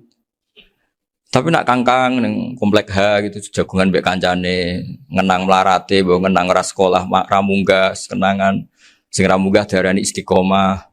Gitu kan diarani tulus zaman, kok sing munggah dianggap kesusu. Saya ini punya pondok Quran, kalau ada yang hafal 3 tahun mesti digojol kancane. Gak apik kesusu itu. Kesusu itu mesti tidak barokah karena tergesa-gesa apa? Hatam. Sehingga yang nggak hatam-hatam itu kayak partai mayoritas. Ini yang partai tulis zaman katanya. Ahli sobri katanya. Akhirnya di pondok gara-gara itu mau guyon, tapi nggak ada stigmasi yang nggak naik. Di pondok sarang itu saya punya temen itu banyak yang sekelas dengan saya, sekelas sama Gus Kamil, akhirnya sekelas dengan Gus Zofur. Padahal saya ini kakak kelas. Saya temannya Gus Kamil, temannya Gus Zofur. Ini anak ini nggak pernah naik. Itu nggak dicibir di pondok. Karena guyonan tadi. Guyonan bahwa ini bagian dari bentuk apa? Istiqomah. Nanti yang goblok juga tenang. Karena kiainya cerita, kadang santri goblok ya barokah. Di sini pondok akeh santri ora tau sinau ning omah dadi kiai gede. Selalu kiainya tuh cerita seperti itu. Akhirnya sing goblok ya bangga dengan kegoblokannya. Iya, jadi kiai itu orang yang meskipun guyon ini barokahnya Masya Allah. Dan setahu saya kiai-kiai alim itu ya senengannya guyon karena tadi guyon itu luar biasa.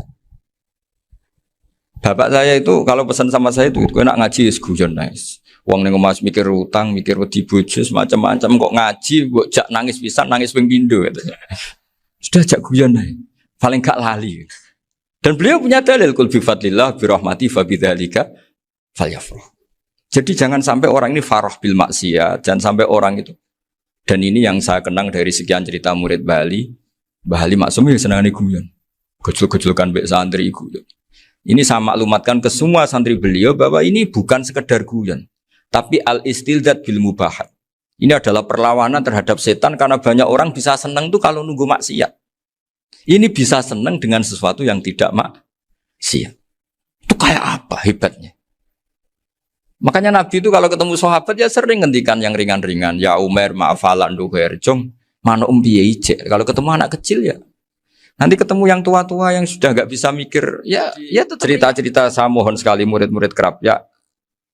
Jangan hanya ngaji fikih. Kalau hanya ngaji fikih itu posisi Abu Hanifah itu seakan-akan nyuwun sewu orang yang sangat tidak ahli hadis.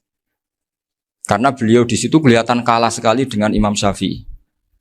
Apalagi di perdebatannya Muhammad bin Hasan Asy-Syaibani dengan Imam Syafi'i itu kelihatan sekali betapa Abu Hanifah itu orang yang nyuwun sewu ditinggalkan dalam ilmu hadis. Sampai beliau hanya dapat gelar min ulama ahli ra'yi, termasuk ulama yang kuat logikanya. Juga harus baca kitab-kitab seperti ini. Ternyata di balik Imam Syafi'i mukhalif pada beliau di bab-bab fikih, perilakunya sangat hormat. Sampai beliau tuh kalau tawassul ke kuburannya Abu Hanifah. Dan beliau ngendikan an-nasu fil fiqhi iyalun ala Abu Hanifah. Semua orang yang ahli fikih itu masih anak buahnya Abu Hanifah. Saya berkali-kali cerita, mazhab Syafi'i itu alatut tadhir hanya 2, yaitu alma wa turab. Abu Hanifah nambahi wanar. Alasannya Abu Hanifah orang mukmin yang dosanya banyak itu dibakar di neraka dan alasannya Allah litadhirihim untuk mensucikan mereka. Jika pikirannya Abu Hanifah an-nar itu min alatit tadhir. Apa yang terjadi ketika bata itu batu bata yang dibakar di situ campur teletong campur apa-apa itu kalau sudah hormat Abu Hanifah selesai sudah suci karena sudah ngelewatin pembakaran.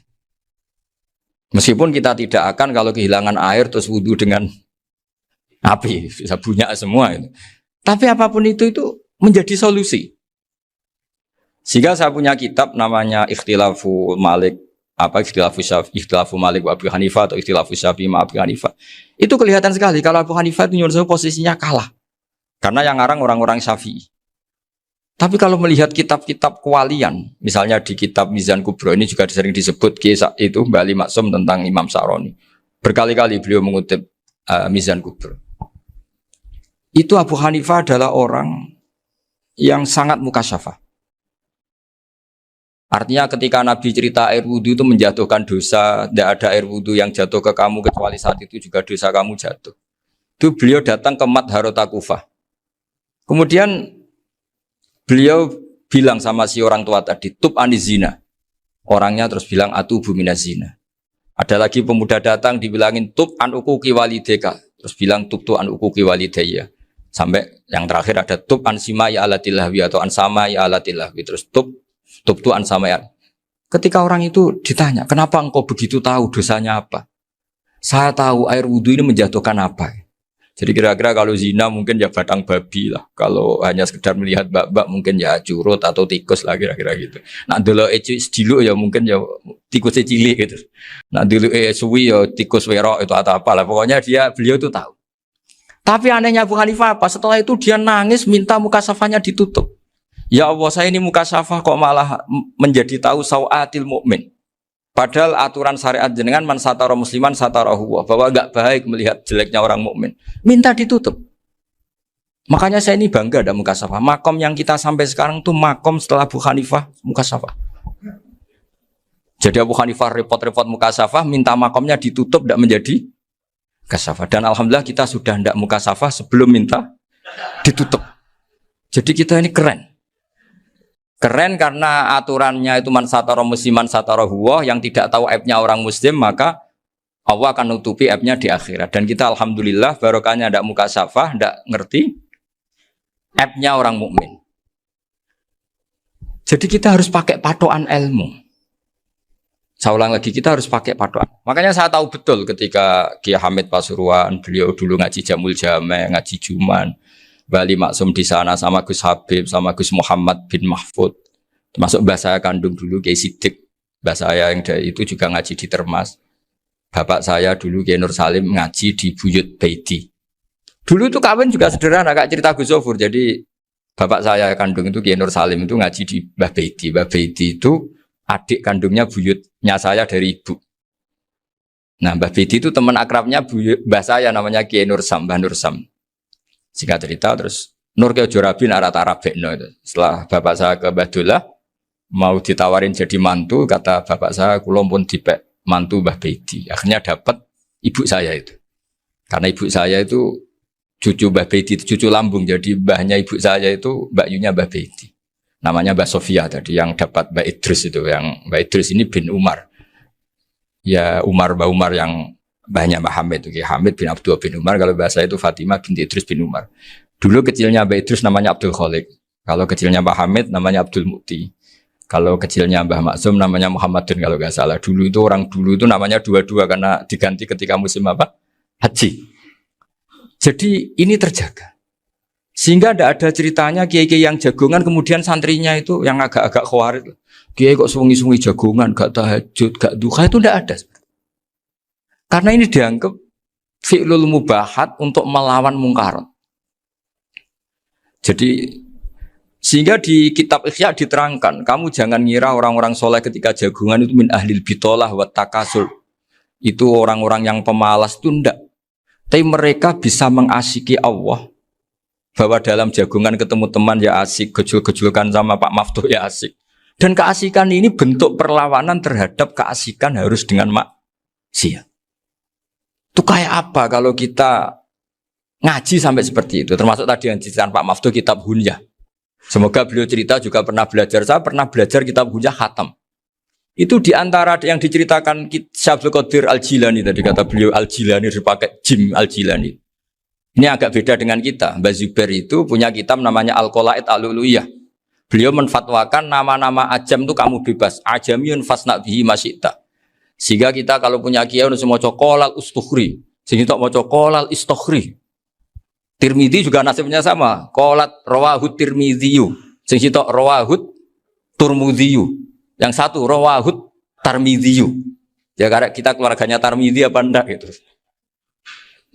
Makanya kata Mbah Mun sama masih ingat. Kata cerita Gus Zofur tadi, adabnya Gus Zofur itu cerita tentang keluarga ibunya. Padahal keluarga ibunya juga orang-orang soleh yang luar biasa. Itu kata Mbah Mun, kowe roh jenenge Imam Bukhari tahu ya. Jenenge sapa? Saya nyebut Muhammad bin Ismail bin Ibrahim bin Mughirah bin Bardasbah. Lah iya Bardasbah mbok waca Bardisbah yo. Lah cara kene mbok Parmin mbok Parlan. Jadi Bardisbah mbok Bardasbah iku cara kene yo Parmin mbok. Iku rak Mbah Fadl Senori, dadi kabeh diwaca Arab. Jenenge Mbah Umar Harun. Dhisik yo wong sarang Mbah Harun mbok kira nang yo ora roh, wong dhisik yo wong kuno ya. Jadi kalau versi Mbah Fadl termasuk yang pertama bikin nasab Mbah Maksum itu tulisannya Mbah Fadl yang dikutip Habib Haidar tadi.